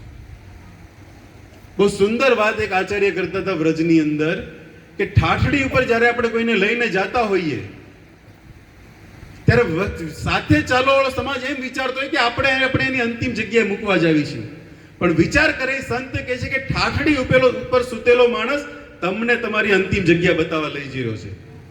તમે એને મૂકવા નથી જતા અંતિમ જગ્યાએ, એ બતાવે છે કે તમારે અંતિમ જગ્યા આ જ છે. ગમે એવડા મોટા પ્લોટ હોય, ગમે છેલ્લે પથારી તો આવડી જ છે, એ બતાવવા લઈ જાય છે. સંતના શબ્દો છે. અને એક શમશાને તો બહુ સુંદર વાક્ય લખ્યું. તમે કાશીની જ્યારે યાત્રા લઈને ગયા હતા કોરોના પહેલા, ત્યારે એક બહુ સુંદર વાક્ય શમશાન ઉપર લખ્યું હતું, અહીંયા સુધી મને પહોંચાડવા બદલ તમારો ધન્યવાદ, હવે આગળની યાત્રા મારા કર્મો અનુસાર હું કરીશ. મતલબ કોઈ કોણ બોલી રહ્યું છે? જે છે ને એના ઓલામાં શબ્દો લખેલા હતા. અહીંયા પહોંચાડવા બદલ સમાજ તમારો ધન્યવાદ, હવે આગળની યાત્રા મારા કર્મ અનુસાર રહેશે. તો ત્યાંથી જ્ઞાન પ્રાપ્ત થાય કે કર્મ અનુસાર આગળની યાત્રા છે, તો કર્મ કેવા કરવા. નિજ કર્મ બંધ યોગ, આપણા કર્મની કાર જ જગતની અંદર પડ્યા છે. એ તો આપણને અજ્ઞાન છે, જનો બુદ્ધ એનું તો જ્ઞાન નથી આપણે. અને ભક્તો ભૌતિક જગતની અંદર ગમે એટલો આપણે સંબંધ બાંધી લઈએ ને, એ સંબંધ જે કાંઈ છે ને, શરીરના ઘણા સંબંધ હોય, એ કોઈ બી સંબંધ એક ના એક દિવસ છૂટવા માટે જ મળ્યો છે. આજ નહીં તો ખાલી સંબંધ શેની માટે છે? છૂટવા માટે જ મળેલો છે. અને જે કાંઈ ધન પ્રાપ્તિ કરતા હોય ને ભક્તો, એ ધન ક્યારેક ને ક્યારેક નષ્ટ થવા માટે છે. અને જો નષ્ટ નહીં થાય તો આપણે છેવી ત્યાં કોઈક લઈ જશે, નગર આપણે મૂકીને જશું. ધનની છેલ્લે આ જ ગતિ છે. અને જે કાંઈ આપણને ધન ને સમાજે જે પદ આપેલું છે ને, એ પદ વ્યક્તિને અહંકાર દેવા માટે છે. જો ભક્તિની અંદર વ્યક્તિ નહીં હોય તો પદથી મોટું કોઈ અહંકાર નથી. અને અહંકારથી જ વ્યક્તિનું પતન છે સમાજની અંદર. તો સંબંધ છે એ છૂટવા માટે છે, ધન છે એ નષ્ટ થવા માટે, અને જે પદ છે એ વ્યક્તિને અહંકારથી પાડવા માટે છે. અને જે આ જીવન હાલી રહ્યું છે ને ભક્તો, એ અંતત મૃત્યુ માટે છે. સનાતન સત્ય છે અંદર. પછી જીવન જેમ જીવતો હોય, સનાતન છે મૃત્યુ, એની માટે જ જીવન ચાલી રહ્યું છે. પછી સાઈડમાં પૈસા કમાઈ નફાના, સંબંધ નફાના, પદ નફાનું, અંતત મૃત્યુ માટે જ જીવન હાલી રહ્યું છે એક ના એક દિવસ. તો મનુષ્ય શરીરનું મહત્વ આપણે છીએ, પણ એટલું બધું સમજતા નથી, કારણ કે આપણે સાધારણ લઈ રહ્યા છીએ. પણ ભક્તો, આ મનુષ્ય શરીર એકમાત્ર એવું છે જ્યાંથી તમે ભગવત ધામની ફ્લાઇટ, ભગવત ધામના અધિકારી, ભગવત ધામમાં જવાનું, કારણ કે મનુષ્ય પાસે સૌથી મોટું સમજણ શક્તિ છે. શું સારું શું નહીં એ ડિસિઝન બીજી યોનિમાં નથી જેટલું મનુષ્ય શરીરમાં છે. એટલે તો આ મનુષ્ય શરીરની કામના તો દેવતાઓ પણ કરી રહ્યા છે. દેવતાઓ તે મનુષ્ય શરીર માગે છે. હાલાકી સ્વર્ગ ઇત્યાદિમાં ભોગોની કોઈ કમી નથી અને શરીરે ખરાબ નથી થતા, પણ છતાંય દેવતાઓને હું કામ મનુષ્ય શરીર જોતા છે? આપણાથી હારા છે, ભોગવાળા છે, કોઈ દી શરીરમાં રોગ ન આવે, ગડપણ ન આવે, કાંઈ ન આવે. પણ અંત તો ન્યાય છે, સમય તો ન્યાય ફરે છે. પણ દેવતાઓનું આયુષ્ય લાંબુ છે, બધી વાત સાચી, પણ છતાંય દેવતાઓ મનુષ્ય શરીર માગે છે. એનું એક જ કારણ છે, કારણ કે આ મનુષ્ય શરીરથી ભગવત પ્રાપ્તિ આસાનીથી થઈ શકે છે. કોઈ ઉદાહરણ, ખટવાંગ નામ રાજર્ષિ. ખટવાંગ ક્યાં હતા એના અંત સમયે? સ્વર્ગલોકમાં જ હતા. અને ત્યાંથી પૂછ્યું કે મારું, જ્યારે પૂછ્યું શું જોઈએ છે, કાંઈ જોતું નથી, બાકી કેટલું છે આમાં રહેવાનું, આ શરીરમાં રહેવાનું કેટલું વધ્યું છે. ત્યારે દેવતા શું કહે છે? બહુ થોડોક સમય, 2 ક્ષણ માટે જલ્દી સ્વર્ગમાંથી નીચે ભારત પહોંચાડ, નીચેની ભૂમિમાં પહોંચાડ. કેમ ત્યાંથી જ ન જઈએ કે? કારણ કે ભોગ વૃત્તિ વાળી જગ્યા છે. ભગવત સ્મરણ ચિંતન એટલું નથી. સ્વર્ગ જેવામાં હતા ખટવાંગ, અને નીચે આવીને ભગવત પ્રાપ્તિ કરીને ગયા 2 ક્ષણમાં ભગવતનું સ્મરણ કરીને. માટે દેવતાઓ આની ઝંખના કરે છે કે મનુષ્ય શરીર મળે, કારણ કે આ શરીરથી ભગવાનની સેવા થઈ શકે છે, ભગવાનનું નામ જપી શકીએ છીએ. અને આ જ શરીરથી ભગવત હરિકથા પણ સાંભળી શકીએ છીએ. એટલે તો જ્યારે પરીક્ષિતને જ્યારે ગંગા કિનારે સુખદેવ કથા સંભળાવવા બેઠા ત્યારે આ જ દેવતો અમૃતનો કુંડ લઈને આવ્યા હતા કે પરીક્ષિતને તમે અમૃત પીવડાવી દો ને કથામૃત અમને આપો. તો એમની પાસે તો હજારો અમૃત પડ્યું, તો કેમ કથામૃતની તુલના? તો ત્યાં નહીં મળતી હોય સ્વર્ગમાં, કારણ છે નહીં મળતી તો જ નીચે આવ્યો ને પાક માગવા માટે. માટે દેવતાઓ માગે છે કે અમને હરિકથા મળે, હરિનામ મળે, ભક્તોનો સંગ મળે, એટલે અમારે મનુષ્ય શરીર જોતું છે. અને આપણે મનુષ્ય શરીર લઈને સમજો ના નવો પ્રકારના લાડવા બનાવવાની સિસ્ટમ પ્રભુ જીવો, આ બધું હલવાવાના ધંધા છે. આજ નહીં તો કાલ છોડવું તો પડશે. જ્યાં લગી નહીં છોડવી ત્યાં લગી સંસાર આપણને નહીં છોડે. આ સત્ય છે. સંસારને છોડવો કે લાડવા છોડવા? બુદ્ધિશાળી તમે છો, વિચાર કરી શકો છો. કારણ કે કઈક શીખવાડવા બેઠો છે આપણને 16 વર્ષનો છોકરો. નહીં શીખી તો ક્યારે શીખશું? આ સત્સંગ છે ભક્તો. સત્સંગ ઈ કાચ છે જ્યાં તમે તમારું ચરિત્ર જોઈ શકો છો અને ચરિત્રને સુધારી શકો છો. ભાગવત ઈ વસ્તુ છે. સંતોના ઈ શબ્દો હોય. વ્યક્તિને પેલા સત્સંગને પોતાનું ચરિત્ર દેખાય અને ચરિત્ર દેખાવાની હારે હારે ચરિત્રને સુધારવાના ઉપદેશ તે સત્સંગમાંથી પ્રાપ્ત થાય. કબીરજીનું જ્યારે મૃત્યુ આવ્યું, કબીરના તમે ઘણા પદો સાંભળ્યા હશે. કબીરજી જે કાવ્ય રચના ઘણી ઘણી કરી છે ભાગવત શ્રુતિના સારની, એ કબીરજીનું જ્યારે મૃત્યુ આવ્યું ત્યારે કબીરજી પોતાના મૃત્યુને સાંભળતાની સાથે જ કે હવે મારે જવું પડશે, અને સ્વાભાવિક એની માટે સ્વર્ગ બોલાવવા જ્યારે હતું પણ એ પોતે રોવા માંડ્યા. શું કામ? તો કહે છે કે રામ બુલાવા ભેજિયા દિયા કબીરા રોય. જ્યારે રામે કીધું કે ભાઈ તારે જવાનું છે, કારણ કે સંતોને અગાઉ ખબર પડી જાય, એને આપણે જેમ ન હોય, એને દેખાઈ જાય કે આ સંસારમાંથી બસ લખી રહ્યું જવાનું. એ કહે છે કે રામે બોલાવો મોકલ્યો છે કે મારે હવે સંસાર છોડવાનો છે, અને પોતાની આંખમાંથી આંસુ જઈ રહ્યા છે. રામ બુલાવા ભેજિયા દિયા કબીરા રોય. શું કામ રોવે છે? રામે મોકલ્યો છે તો શરીર છોડવાનું હું કામ બીવે છે? રામ બોલાવી રહ્યા કોઈ રોવે? તોય રોવે છે. હું કામ? તો કહે છે જો સુખ સાધુ સંગ મેં સો વૈકુંઠ ન હોય. અહીંયા જે સાધુઓના સંગમાં, ભક્તોના સંગમાં જે આનંદ છે એ વૈકુંઠમાં નથી મળતો મને, એટલે રોવું આવે છે કે આ છોડવું પડશે સાધુઓનો સંગ.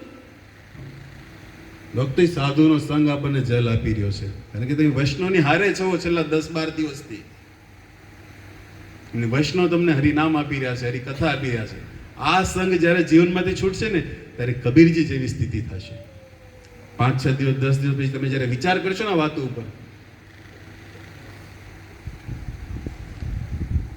અને સરસ અને તુલસીદાસે તો ન્યા લગી કીધું કે સંસારનું કાંઈ બી સુખ લ્યો કે સ્વર્ગનું કાંઈ બી સુખ લ્યો, એ બધું સુખ ભેગું કરીને ત્રાજવાની એક બાજુ મૂકો ને તો એ તે થોડો કરેલો સત્સંગ છે ને એના ફળની તો લઈ ન આવે. સત્સંગની એટલી મહિમા છે. સત્સંગ મતલબ સત્ય વસ્તુનો સંગ, અને સત્ય ભગવાન છે. સત્યમ પરમ ધીમહી. સત્યમ ભગવાન માટે સત્ય શબ્દ છે. અને જન્મ વખતે તો દેવતાએ ગર્વ સ્તુતિ કરતો કે 9 વાર સત્ય શબ્દ કહીને બોલાવ્યા છે વિભુને. તો એ સત્યને ઓળખવું એ જ સત્સંગની સાચી રીતિ છે. મતલબ ભગવાનને જાણવા, ભગવાનને ઓળખવા, અને ભગવાનને ઓળખીને ભગવાન સાથે આપણો સંબંધ બાંધવો, અને સંબંધથી જ તે ભક્તિ ઉત્પન્ન થાય. આપણે કહેતા હોય કે અમે ભક્તિ કરીએ છીએ, ભક્તિ કરીએ છીએ, પણ ભક્તિમાં કાંઈક ને કંઈક ભાંગલાય છે.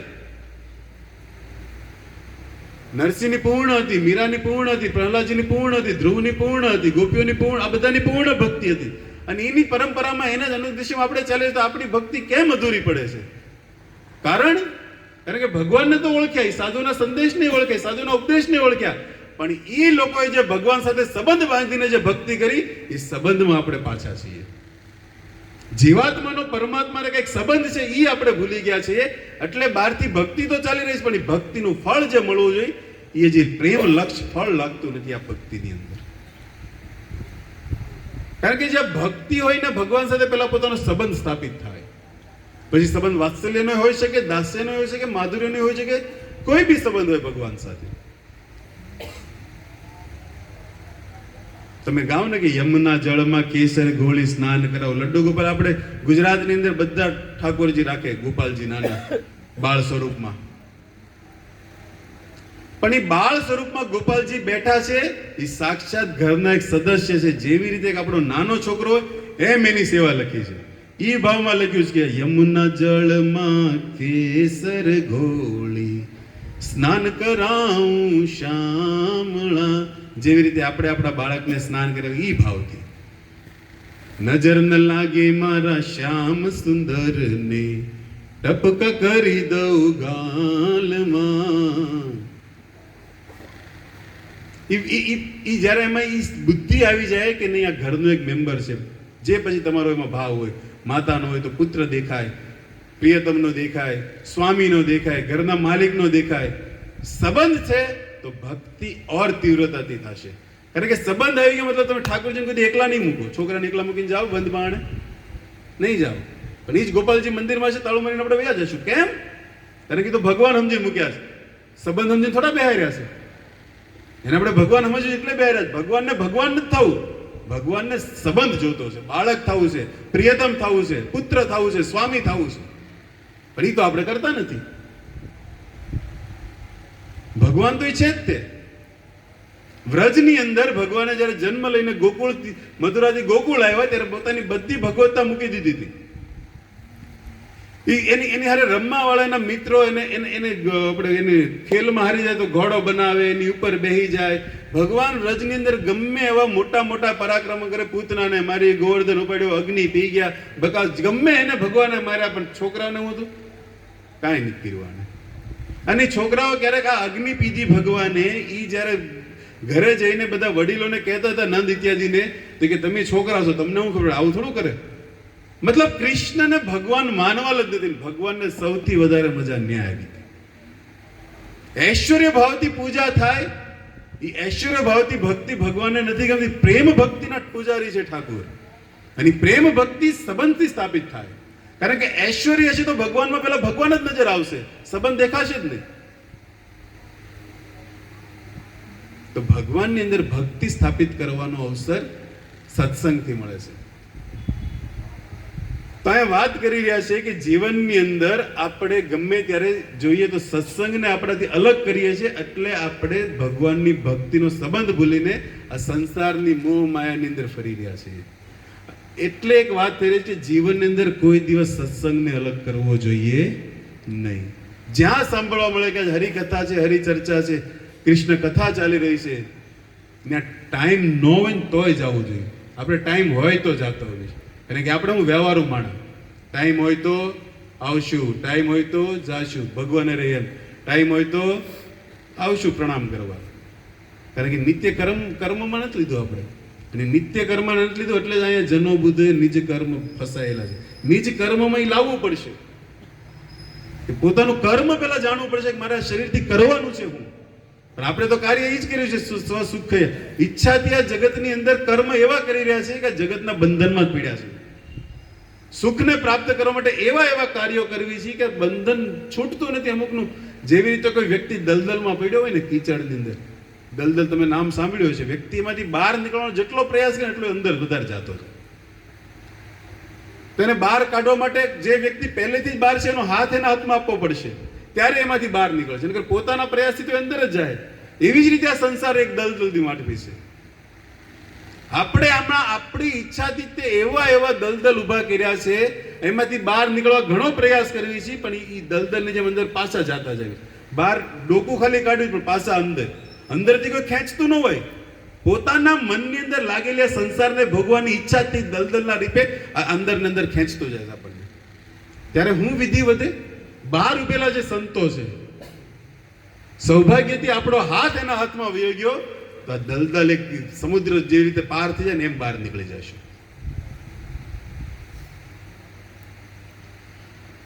તો સત્સંગની અંદર આજના શ્લોકમાં સત્યવત રાજા જીવના વિશે, જીવનું જે વાસ્તવિક છે એની વાત કરી રહ્યા છે. કોને કરી રહ્યા છે? જ્યારે સૃષ્ટિનો પ્રલય ઇત્યાદિ જ્યારે ભગવાન મત્સ્યના રૂપમાં પ્રગટ થયા. તમે ભાગવત 8મા સ્કંદની અંદર મત્સ્ય ભગવાનની વિસ્તારથી કથા છે, જેમાં મત્સ્ય ભગવાન પ્રગટ થયા ત્યારે સત્યવત રાજા કંઈક 8 શ્લોકમાં સ્તુતિ કરી રહ્યા છે ભગવાનને. એમાંનો એક આ શ્લોક છે જેમાં એ કહે છે કે અબુદ્ધ બુદ્ધયો નિજ કર્મ બંધન. ભગવાનથી અલગ પડેલો આ જીવ સંસાર ચક્રમાં પોતાના કર્મના કારણે જ ફસાયેલો છે. પરંતુ સંસારની અંદર ફસાયેલો જીવ મૂર્ખતા તો એ વાતની છે કે પોતે સંસારમાં ફસાણેલો છે. એનું કારણ એ છે કે આ શરીરને પહેલા તો પોતે હું માનીને બેઠો છું. પહેલા તો પોતાનું અસ્તિત્વ ભૂલી ગયો છે. એ સંસાર બંધનનું કારણ છે. અને સંસાર બંધનનું કારણ વિશેષ વધારતા શરીરથી મળતું ઇન્દ્રિયથી જે સુખ છે ને એમાં જ પોતાને સુખી માને છે બસ. અને આ સુખની પ્રાપ્તિ કરવા માટે દિવસ રાત તમારે બસ ન કરવાના ધંધા, જે સંસારની અંદર બંધનનું સૌથી મોટું કારણ છે. શ્રી વિશ્વનાથ ચક્રવર્તી સારા દર્શનમાં બહુ સુંદર વાત કરે આની ઉપર. કહે છે કે નથ સ્વામીના પ્રકાશ તરેણ નિસ્તાર ઇથ્યા. કહે છે કે વિશ્વનાથ ચક્રવર્તી પાદ કે જેવી રીતે એક વાનર હોય, એક વૃક્ષથી બીજા વૃક્ષ ઉપર, એક ડાળી ઉપરથી બીજી ડાળી ઉપર રોજ આમ તેમ ઠેકડા માર્યા કરે કે વાંદરાના જીવનમાં શાંતિથી ભાળી નહીં હોય. ઈ એક જગ્યાએ 5 મિનિટથી વધારે બેઠો એવું બહુ ઓછું જોવા મળે. જોયું કે 5-10 મિનિટ એક જગ્યાએ આસન જમાવીને બેઠા હોય, ન રહીએ કે કારણ કે સ્વભાવ જ નથી. એક વાનર એક ડાળથી બીજા હું કામ કૂદકા મારે? એમ કે મજા આવતી છે, એક્સરસાઇઝ રામદેવ બાબાએ શીખવાડ્યું છે આમ તેમ કરવાનું, શ્વાસોશ્વાસ સારું હાલે એવું છે નહીં. પોતાના ઈચ્છા પૂરી કરવા માટે અહીંથી ખોરાક મળી જાય, અહીંથી મળી જાય, અહીંથી ચણા લઈ લો, અહીંથી કેળું ખાઈ લો, અહીંથી ઊંઘ ખેંચી લો. ગોવર્ધન પરિક્રમા બધું થાય ને તમારે હાલતા ચાલતા. अपनी इच्छा को पूरी करने के लिए एक वानर जिस तरह एक डाली से दूसरी डाली घूमता रहता है, उसी तरह ये जीवात्मा अपनी इच्छा को पूर्ण करने के लिए एक योनि से दूसरी योनि घूमता ही रहता है. બોલો ડાળ ફેરવે, આપણે શરીર ફેરવી રહ્યા છીએ. કાર્ય બેયના હરખા છે, પોતાની ઈચ્છા પૂરી કરવા. અહીંથી મળી જાય, અહીંથી મળી જાય, ત્યાં મનુષ્ય શરીર પૂરું થયું, કર્મના હિસાબે બીજું ન્યાય પાછું એનો ધંધો ચાલુ. પણ એવો વાનર જે આમથી આમ ગુલાટી મારે છે અલગ અલગ વૃક્ષની ડાળીઓ ઉપર, ક્યારેક કોઈ શિકારીના હાથમાં હોતે આવી જાય તો પોતામાં સમર્થતા છે એ શિકારીના ચંગુલમાંથી છૂટવાની, પણ પોતાની ઈચ્છાને પૂરી કરવા માટે એ વાનર એ શિકારીના ડમરૂના નાચ ઉપર નાચતો હોતે થઈ જાય છે. જગતની અંદર આપણે જોવી છે, નગર વાનરમાં શક્તિ તો હોય છે, બુદ્ધિ હોય છે, એ શિકારીના ચંગુલમાંથી છૂટવું, પણ નહીં છૂટે. કે હું કામ? કારણ કે માયાનો ગુલામ બનીને, કીડો બનીને વસ્તુ હાટુ ડમરૂ ઉપર નાચતા છે. એવી જ રીતે સમર્થ હોવા છતાં જીવાત્મા જેવી રીતે વાનર માયાની ચંગુલમાં છે, એવી જ રીતે પોતાની કામ ઈચ્છા, હૃદયની ઈચ્છા, લગડીમાં લાગેલી અનેક જન્મોની વાસનાને પૂરી કરવા માટે સંસારના બંધનમાંથી છૂટીને સામર્થ હોવા છતાં નહીં છૂટી શકે. એ વાતને જીવદો સ્વામી પાદે કહી રહ્યા છે. આ જ બંધન છે જીવાત્માને, કે પોતાની ઈચ્છાને પૂરી કરવા માટે બસ આમથી આમ ફરી રાખે છે. એ જ વાત ભગવાન ગીતામાં કહે છે કે ઇન્દ્રિયાણી મનોબુદ્ધિ વાળા શ્લોકમાં કહે છે કે હે અર્જુન, શરીરની અંદર રહેતા રહેતા જીવાત્મા આ ઇન્દ્રિયોનો પોતાનો ગુલામ માનીને પહેલા તો પોતાનું અસ્તિત્વ ભૂલીને હું ક્યાંથી આવ્યો છું બધું ભૂલી ગયો, એક જ વસ્તુ માની બેઠો છું કે હું આ શરીર છું. અને પોતાને શરીર માનવાના કારણે ઇન્દ્રિયોથી મળતું સુખમાં જ આનંદ લઈ રહ્યો છે. વાસ્તવની અંદર સત્યવત રાજા શ્લોકની અંદર આપણી જ વાત કરી રહ્યા છે. બહુ સુંદર વાત કરે છે કે જીવાત્માને ટાર્ગેટ બનાવીને ભગવાન પાસે કે કહી રહ્યા છે કે ભગવાન તમે ગુરુ બનો, જેનાથી આ સંસારની અંદર સાચું જ્ઞાન પ્રાપ્ત થાય અને જીવાત્મા આવા ચંગુલમાંથી બહાર નીકળીને વાસ્તવિક તમારા શરણને પ્રાપ્ત કરે. મતલબ આપણા બધા તરફથી સત્યવત રાજા ભગવાનને કઈ પ્રાર્થના કરી રહ્યા છે અને આપણી જ તે કહાની સુનાવી રહ્યા છે, સંભળાવી રહ્યા છે કે ભગવાન આ જીવની ગતિ છે, આ જીવ રાજ કરી રહ્યો છે, તો એ કઈ રીતે એમાંથી બહાર નીકળે. સુખે છયા કર્મ સમી હતે સુખમ. આ સંસારમાં સુખી થવા માટે અનેક પ્રકારની યોજના જીવાત્મા કરે છે. એ જ વાતને વિદુરજી ત્રીજા સ્કંદમાં કહે છે સુખાય કર્માણી કરોતી લોકો. સંસારની અંદર લોકો સુખ પ્રાપ્ત કરવા માટે દિવસ રાત મહેનત કરે છે, પણ ભાગ્યમાં ન હોવા છતાંય તે સાંજે એને દુઃખ જ પ્રાપ્ત થાય છે. આપણે સવારે નીકળીએ ત્યારે હું આમ કઈ દુઃખને આમ શેફમાં ભેગું કરવા નીકળીશ, એટલા કિલો આ હું શેફની અંદર દુઃખ મૂકીને આવીશ. નહીં, બધાનો એક જ ટાર્ગેટ હોય, કંઈક સંસારની વસ્તુ ભેગી કરી એકવી એવું, એની માટે કંઈક ધનને આપણે લોકરમાં રોજ રાતે મૂકીને આવશે, પણ તોય ટાર્ગેટ કંઈક બીજું. હું કામ? બધા સુખ માટે નીકળે છે છતાંય દુઃખ જીવન, કારણ કે નથી તો નથી કર્મમાં. પણ એ કર્મનું બંધન ભેગું કરવા માટે, એ સુખને પ્રાપ્ત કરવા માટે દિવસ રાત કરેલું જે બંધન છે ને, એ જ સુખની ઈચ્છા માટે આપણે બંધન ઊભું કર્યું છે. સાચું ખોટું જે કાંઈ બોલીને તો એ જે સુખની યોજના આપણે બનાવી છે સસુખ ઈચ્છા માટે, એ યોજના જ આપણને આ નિજ કર્મ બંધનમાં રાખે છે.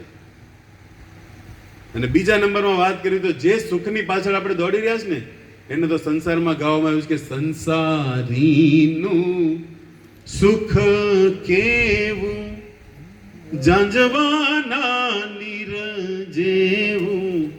કેવું છે સંસારનું સુખ? તમે રણ પ્રદેશની અંદર કે ઉનાળામાં નીકળ્યા હોય રોડ ઉપર, આગળ જે પાણીનો આભાસ દેખાતો પણ પાણી હોય નહીં. હમણાં થોડોક હાલુને પાણી મળી જાય, હમણાં થોડોક હાલુને પાણી મળી જાય, પણ એ પાણી જેટલું તમે હાલો એટલું આપણાથી આગું જ જાતું જાય. એવી જ રીતે આ સંસારનું સુખ એવું છે, હમણાં પ્રાપ્ત કરી જાઓ, હમણાં પ્રાપ્ત કરી લો, એમ કરતા કરતા કરતા કરતા અનેક યોનિથી આપણે આજ ગોતતા એવા છીએ, પણ છતાંય હજી મળ્યું નથી. જો મળ્યું હોત ને ભક્તો, કોઈ કે મને મળ્યું, તો એની માટે સંતો હજી હારી વાત કરે છે કે મળ્યું હોત ને તેના જીવનમાં કાંઈક શાંતિ આવી હોત, એ કોઈ જગ્યાએ બેસતા શીખ્યો હોત, એ કોઈ જગ્યાએ આરામ કરતા શીખ્યો હોત. નહીં, આ તો દિવસ રાત દોડે છે, મતલબ સુખ ભેગું થયું છે, પૂરું નથી થયું. પૂરું ક્યારે થાય? જ્યારે માણસ શાંતિથી પહેલા બેસતા શીખે, અને બસ એક સંતોષ નામનું ધન જ્યારે આવે, ત્યારે એને ગણાય કે નહીં, આને જીવનમાં કંઈક પ્રાપ્ત થઈ ગયું છે. જે સાધુઓના ચરિત્રમાં જોવામાં આવશે, સંતોની પાસે જોવામાં મળશે. આપણે તો દીવ જન્મ્યા ત્યારથી ભક્તો આ શરીર બદલાઈ ગયું. જન્મ્યા ત્યારે શું આ શરીર આપણું આવું હતું? જેમ જેમ ઉંમર કેમ શરીરનો ઘાટે બદલાતો શરીરે બદલાતું ગયું. પણ એ શરીર બદલવાની પાછળ આપણું ટાર્ગેટ એક જ હતું કે કાંઈક પ્રાપ્ત કરી લો. શરીર આખું વહી ગયું તો હજી પ્રાપ્ત નથી થયું, તો જીવન વહી જશે આમના, તો એ પ્રાપ્ત નહીં થાય. એ સત્ય છે જગતનું. તો જે મળ્યું એમાં સંતોષ માનીને હરિકથાની અંદર યત સેવૈયા, બંધનમાં તો છીએ, સુખની ઈચ્છા પણ પ્રાપ્ત કરી રહ્યા છે, પણ પૂરું નહીં થાય, એ માનીને યત સેવૈયામાં લાગવું પડશે. અને બહુ સુંદર વાત કરે છે, આપણા હૃદયની અંદર એક ગાંઠ બાંધેલી છે. એની ગાંઠ શેની છે? સંબંધની કયો કે મોહની કયો કે સંસારની કયો. આ જ્યાં લગી છૂટશે નહીં, ત્યાં સુધી આ સંસારમાંથી નીકળવાનો કોઈ ચાન્સ છે નહીં. શરીર બદલાશે, બીજું મળશે, પણ અંતત રહેશે તો સંસાર જ તે. તો એ હૃદયની ગાંઠ જ્યાં લગી નહીં છૂટે, અને અહીંયા સત્યવત રાજા ભગવાનની ગાંઠ છોડવાની વાત કે મારા શરીરમાં આજે હૃદયની અંદર જે સંસારની જે સંબંધની ગાંઠ છે ને ભગવાન, એને તમે કાપો ગુરુ બનીને. કારણ કે ગુરુ શું કરે? જ્ઞાન રૂપી તલવારથી અજ્ઞાન રૂપી ગાંઠનું ભેદન કરતા હોય છે. કારણ કે જગતને જોવાની દ્રષ્ટિ સંતો પાસે છે, અને સંતો જ તે ગુરુજનો દિવ્ય દ્રષ્ટિ પ્રદાન કરશે જગત સમાજને, જેથી આ સંસારને વાસ્તવિક દ્રશ્યથી આપણે જોઈ શકશું. અને ત્યારે આપણને સમજાય કે આપણે શું કરી રહ્યા છે ને આપણે શું કરવું જોઈએ. એટલે ગુરુના આશ્રયની વાત છે. અને ગુરુ પ્રામાણિક હોવા જોઈએ. ઘણી ઘણા ગુરુની વાત થાય, પણ અહીંયા તો ભગવાનને જ ગુરુ બનાવ્યા છે સત્યવત રાજાએ, કે તમે ગુરુ બનો અને મારા હૃદયમાં જે ગાંઠ લાગેલી છે ને એને કાપો. તો કઈ રીતે કાપશે પાછળના શ્લોકમાં કહે છે, પણ અહીંયા એક શબ્દ આપી દીધો છે, યત સેવૈયા. ભગવાનની સેવા કરવાથી, અને સેવા કરવાની ઘણી ઘણી વિધિ છે, પણ અંતિમ ભજન આપણે નરસિંહ મહેતાનું યાદ કરીને એમાં બધું આવી જાય. યત સેવૈયામાં શું આવે, એને ભજનને ગાતા ગાતા આપણે સત્સંગને વિરામ બાજુ લઈ જઈએ, જેમાં નરસિંહ મહેતા બહુ સુંદર વાત કરે છે કે સાધુની કૃપાથી એક દ્રષ્ટિ પ્રદાન થાય, અને દ્રષ્ટિ હૃદયની ગાંઠને છોડી નાખે. વાત સત્ય છે, પણ એ કરવું છે શું કરવાથી થાય? તો બહુ સુંદર વાત કરે છે કે આંખ મારી ઉઘડે ત્યાં સીતારામ દેખું. આંખ મારી, આ કરવાનું છે. હૃદયની ગાંઠ છોડી તો આમાં લાગુ પડશે. આંખ મારી ઉઘડે ત્યાં સીતારામ દેખું.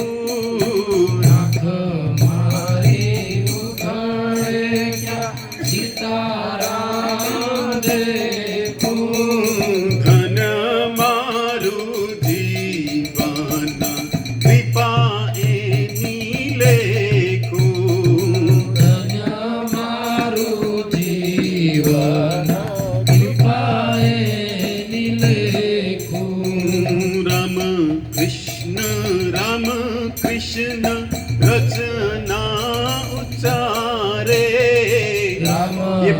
मेरी हृदय की गांठ निकल जाएगी। कृष्ण रचना उच्चारे राम कृष्ण रचना उच्चारे राम कृष्ण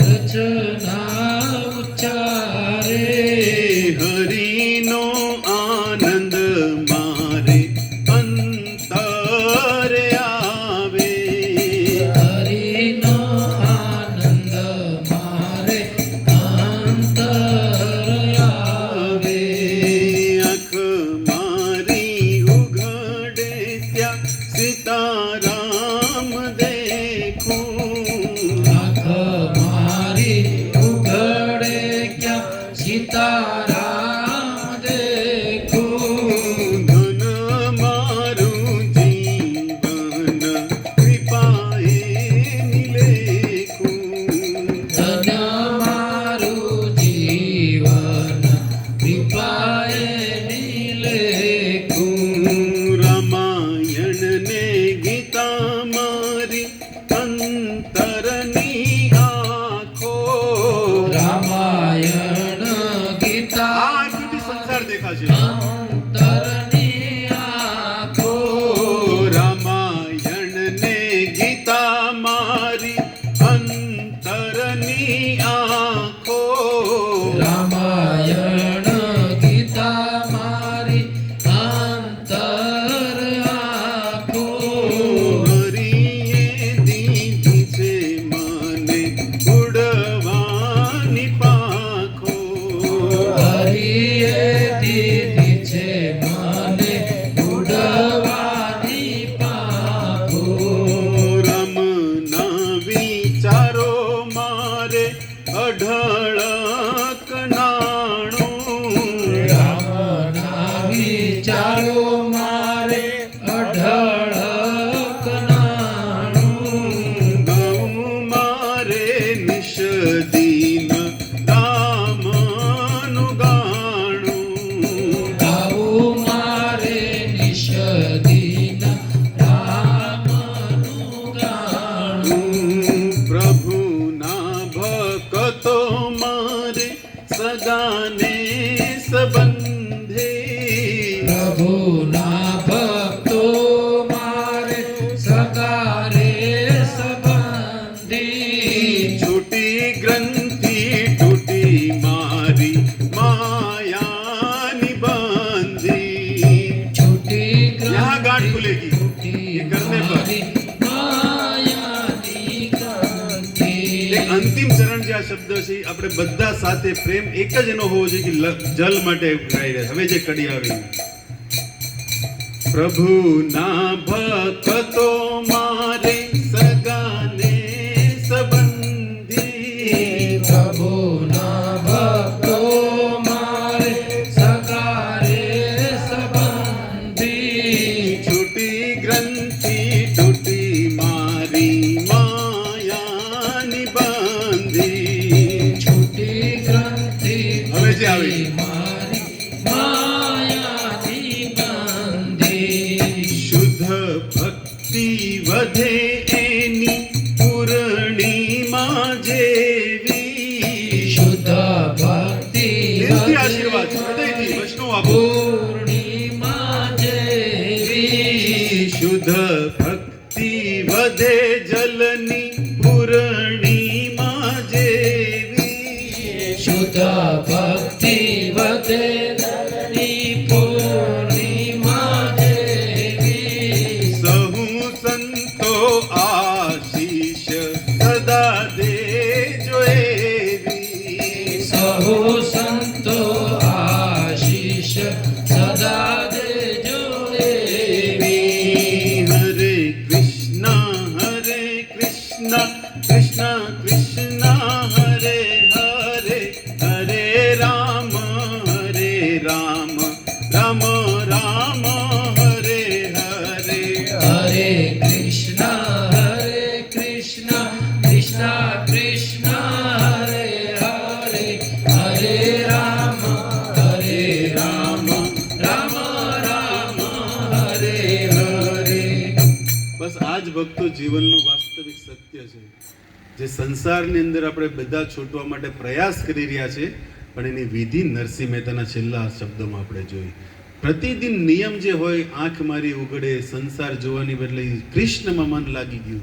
કારણ કે સવારે જે વસ્તુ જોઈ હોય ને એ આખો દિવસ એની સ્મૃતિ બનેલી રહે. તો પ્રતિદિન નિયમ બનાવો કે ઘરમાં જાગતાની સાથે તે ઠાકોરજીના દર્શન કરવા, જેથી સંસારની અંદર મન ભલે ગમે ને રમતું હોય પણ આંખ્યું તો એમાં લાગેલી રહે. કારણ કે ગીતામાં ભગવાને એ જ વાત કરી છે કે યમ યમ વ્યાપી સ્મરણ ભાવમ તજેતમ કલેવરમ અંતકાલે છે મામેમાં નિત્ય મૃત્વા. આ બધી જે વાત જે ભગવાને 8મા અધ્યાયમાં કરી છે, જીવાત્મા જ્યારે શરીર છોડે ને એને જો નિયમ હશે કે પ્રતિદિન આંખ ઉઘડે તો સીતારામને જોવા, એ રામાયણને વાંચવી, ગીતા સાંભળવી, અને છેલ્લી રીલની અંદર જો આ આવી ગઈ ને વાતું, તો એ ગીતાના અજર અમર શબ્દો માનો ભગવાન આપણી આટું જ બોલ્યા છે, તજે વંતા કલેવરમ.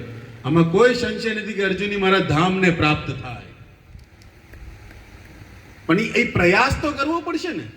એ અંત સમયે રીલ ભગવાનની આંખો સામે આવી, એની માટે અત્યારને જે મોબાઈલમાં ઇન્સ્ટાગ્રામની રીલો જોવાનું પેલા બંધ કરવું પડશે, ત્યારે ઓલી રીલ સામે આવશે. અને રીલ શીખવાડશે સંતો, જે નરસિંહ સંભળાવી રહ્યા છે. તો ભક્તો, જલની પાછળ આપણે એક જ શીખવાનું છે, એને તો પ્રાપ્ત કરી લીધું છે, પ્રાપ્ત થશે, કારણ કે જીવન બતાવે છે. પણ આપણે એમાંથી કંઈક શીખવાનું છે કે આપણું તે આ રીતના અમ્યમ વાપી સ્મરણ ભાવમ, આ શરીર છોડતી વખતે ભગવત તમારું નામ સામે હોય, તમારા સંતો સાથે હોય, તમારા ભક્તો સામે ઊભા હોય. કદાચ મારી શરીરની કંઈક શક્તિ ભક્તિ ઓછી થઈ હશે, પણ પ્રભુ તમે અંત સમય તમારા ભક્તોને મારી પાસે ઊભા રાખજો, જેથી ઈ મને હરિકથાનું સ્મરણ કરાવે, હરિનામનું સ્મરણ. મારામાં તો યોગ્યતા નથી. પિતામાં ભીષ્મ જેવા જે 12 મહાજનો ભગવાનને જાણવા વાળા છે, છતાંય મરતી વખતે ભગવાનને પાસે જવું પડ્યું. ભગવાન સામે ઊભા ઊભા બોલે છે કે ઇતિમતી રૂપ કલ્પિતા. બધેથી પોતાનું મન હટાવી લીધું અને કૃષ્ણમાં સમર્પિત કરી દીધું. એવી જ રીતે ભક્તો આપણી હારે હશે તો સંસારની અંદર મરતી વખતે આપણું મન હશે કે ઓલા અહીંયા એટલા દેવાના, અહીંયા એટલા, ઓલા એટલા એટલા, બધે સંબંધમાં મન ભાગતું હશે. પણ ભક્તો હારે ઊભા છે તો ભાગવત સંભળાવશે તો મન ઓટોમેટિક કૃષ્ણમાં લાગશે. જે વાત આ નરસિંહ કરી રહ્યા છે કે ભક્તિના ભક્તોમાં શું કામ સંબંધીઓ છે. તો ભક્તો, જલ પાસે આપણે આ જ શીખી રહ્યા છે કે વાસ્તવમાં મરવાનું તો બધાને છે, પણ મૃત્યુને મહોત્સવ બનાવવાનો છે. અંતિમ વાત કહી દો, અમારા ગુરુ મહારાજ મૃત્યુ શબ્દ પર બહુ સુંદર વાત કરે છે. મરના મરના સબ કહે, મરના ન જાને કોઈ. બધા સંસારમાં એક કરે જન્મે ને મરવાનું, જન્મ મતલબ મરવાનું બધાને છે, પણ ગુરુ મહારાજ કહે છે કે મરના મરના સબ કહે, મરના ન જાને કોઈ, મરના હૈ તો ऐसे મરો કે ફિર મરના ન હોય. એક વાર તો મરવાનું છે, પણ એવી રીતે મરવું છે કે બીજી વાર મરવું ન પડે. કારણ કે ભગવત ધામ ત્યાંથી કોઈને મૃત્યુ લાગતું નથી. એકવાર ત્યાં ગયા પછી પાછા નથી આવતા. ઈ પદને પ્રાપ્ત કરવું છે, મતલબ ઈ શરીર મળી ગયું પછી જીવનની અંદર બીજી વાર મૃત્યુનો કદી સામનો નહીં કરવો પડે. અને સામનો નહીં કરવાની વિધિ છે સત્સંગ, હરિકથા, હરિનામ, ભક્તોનો સંગ. જે જીવનની અંદર આજથી આપણે પ્રારંભ નહીં કરતા હોય તો કરવાનું ચાલુ કરવું પડશે. કારણ કે આની સિવાય કોઈ છૂટકો છે નહીં, છે નહીં, છે જ નહીં. સંસારના કોઈ બી શાસ્ત્ર ખોલીને જોઈ લો, સાધુ સંગ સર્વ શાસ્ત્ર કહે છે. અને સાધુના સંગથી તે વાલીઓ લૂંટારો વાલ્મીકી બનીને રામાયણની રચના કરતા થઈ ગયા. જીવન પરિવર્તન થઈ જાય ભક્તો, ન્યાલ થઈ જશું. જે ભાગ્યમાં નથી મળી જશે સાધુની કૃપાથી. અને તમારી માટે બહુ સુંદર અવસર છે કે તમારે તો ઘર આંગણે પ્રભુપાદજીએ ગંગા વહેવાવી છે. કાળિયાબીડમાં જાઓ, રાધા મુરલીધરનું મંદિર નિર્માણ થઈ રહ્યું છે, જગન્નાથ બેઠા છે. એની માટે જ બેઠા છે કે ભાવનગરનો કોઈ જીવ અકાળ મૃત્યુ ન થાય ને સનાતન ધામને પ્રાપ્ત કરે. એટલે તો પ્રભુપાદે ખોલ્યું છે. એને આશ્રિત થાવ, ન્યા જાઓ, હરિકથા સાંભળો, હરિસેવા કરો. આ જ શરીરનું નિત્ય કાર્ય છે. તો ધન્યવાદ બધા ભક્તોને કે તમે પ્રેમ અને ધૈર્યથી વાસ્તવિક પોતાના સમજીને અહીંયા તમે આવ્યા છો. આવો ભગવત નામ સાથે એકવાર ફરી મહામંત્રથી આ સત્સંગને આપણે વિદાય આપીએ. અને મહામંત્ર કેવલ જલ માટે જ હશે. આવો સાથે મળીને એકવાર હરે કૃષ્ણ કૃષ્ણ કૃષ્ણ હરે હરે, હરે રામ રામ રામ હરે હરે. અને આવતીકાલે પાછું 8:30 થી 10:30 અમારે પરમ પૂજ્ય ઘનસુંદર બાબુ અહીંયા જ છે. એમના દ્વારા વાસ્તવિક હરિકથા થશે. આજ તો બધું ઉપદેશવાળી વાતો હતી. તો પ્રભુજી છે તમારી અરે બે ત્રણ દી તે હરિકથા તમને સંભળાવશે, જે કાંઈ કાર્યક્રમ છે આગળ તમને કહેવામાં આવશે. હરે કૃષ્ણ. શીલ પ્રભુપાદ કી જય. કૃષ્ણ હરે કૃષ્ણ કૃષ્ણ કૃષ્ણ હરે હરે હરે રામ રામ રામ. તો શ્રીમાન નીલકંઠ પ્રભુએ બહુ સુંદર આપણને ભગવાનની કથા સંભળાવી. આ બધા ભક્તો મારે મુંબઈથી આવ્યા છે રાધેશ પ્રભુની સાથે, ત્યાં પણ રહેવાવાળા. ત્યાં પણ 2 દિવસથી આવી જ રીતે પોતાનું બધું કામકાજ છોડીને નિરંતર સત્સંગ કીર્તન ભજનમાં લાગ્યા હતા. આજે બેસણામાં બેઠા હતા તો મારે ભક્તવત્સલ પ્રભુએ ચાલુ કર્યું 2:45 તો 6:15 સુધી નોન સ્ટોપ અલગ અલગ ટ્યુનમાં મહામંત્ર. કેમ સમય વહી ગયો ખબર ન પડી. તો તમે લોકો થોડોક અભ્યાસ કરશો, કદાચ તમને થોડોક થાકી લાગ્યો હોય, પણ થોડોક અભ્યાસ થાય તો એમાં પછી ધીરે ધીરે રસ આવે. માવો ખાવાવાળો હોય ને, શરૂઆતમાં તમને એમને ન ખાતા હોય ને કોઈ કે ખવડાવી દીધો હોય તો એ ઉલટી થાય, કડવો લાગે, એમાં કાંઈ સ્વાદ ન આવે, પણ પછી ધીરે ધીરે એમાં રસ આવવા માંડે. આવે કે નહીં? એટલે જ આપણે જોઈએ કોકને કેન્સર જોઈએ ને તો આમ ભીં પડી જાય તો અઠવાડિયું બંધ કરી દે, પણ એ રસ છૂટે નહીં એટલે અઠવાડિયા પછી પાછો ચાલુ થઈ જાય. એમાં એક રસ આવી ગયો છે નહીં, એમાંય રસ આવતો હોય તો ભગવાનનું નામ તો સાચો રસ છે. રૂપ ગોસ્વામી કહે છે કે જેને કમળો છો હોય ને એને સાકર આપવામાં આવે, શેરડીનો રસ આપવામાં આવે તો એમાં એને મીઠાશ ન આવે. તો એમાં સાકરનો વાંક નથી, શેરડીના રસનો વાંક નથી. પીવાવાળાને કમળો થયો છે એટલે એને સ્વાદ નથી આવતો. ઓલામાં તો સ્વાદ છે જ. એમ ભગવાનનું નામ અને કથામાં તો રસ અને સ્વાદ છે જ, પણ આપણને અવિદ્યારૂપી કમળો થયો છે એટલે આપણને એમાં રસ નથી આવતો. પણ ધીરે ધીરે આ પીતા રહીશું કથા કીર્તન તો અવિદ્યારૂપી કમળો છે ધીરે ધીરે દૂર થતો રહેશે અને ધીરે ધીરે આમાં રસ આવવા મળશે, સાચો રસ આવશે. તો બહુ સુંદર પ્રભુજી આપણને હરિકથા સંભળાવી. આવો એક વખત મહામંત્રથી આપણે એને આભાર વ્યક્ત કરીએ. હરે કૃષ્ણ કૃષ્ણ કૃષ્ણ હરે હરે હરે રામ રામ રામ. અને કાલે સવારે જલના સ્મરણમાં એના આત્મકલ્યાણ અર્થે નગર સંકીર્તનનું આયોજન કર્યું છે. તો અહીંયાથી છે ઠીક 8 વાગે આપણે પ્રારંભ કરશું. તો આખા વિજરાજની બધી ગલીઓમાં ઠાકોરજીનું નામ ગાતા ગાતા આપણી પ્રાચીન પરંપરા છે. આપણે ગામડાઓમાં શું પ્રભાત ફેરી કહે, નગર સંકીર્તન અમારે ત્યાં કહે, અને આપણે પ્રભાત ફેરીમાં નીકળશું 8 વાગ્યાથી. 8 વાગે નીકળશું, 9:30 પાછા આવશું. તો બધાની માટે પ્રસાદની વ્યવસ્થા છે. મંદિરેથી પ્રસાદ મીન્સ ફૂલ ભાણું. તો બધાની પ્રાર્થના છે કે તમારે લોકોને પ્રભુજીઓ માટે, માતાઓને આવું એ આવી શકે છે, માતાઓ પણ. તો આખા વિજયરાજનગરની ગલીઓમાં આપણે ભગવાનનું નામ ગાતા ગાતા ફરશું અને 1.5 કલાકમાં પાછા આવી જઈશું. અને કાલથી રોજનો પ્રોગ્રામ રહેશે. 4 વાગ્યાથી 7 વાગ્યા સુધી કીર્તન થશે અખંડ. તો એમાં પણ તમારે સમય અનુસાર આવી શકો છો.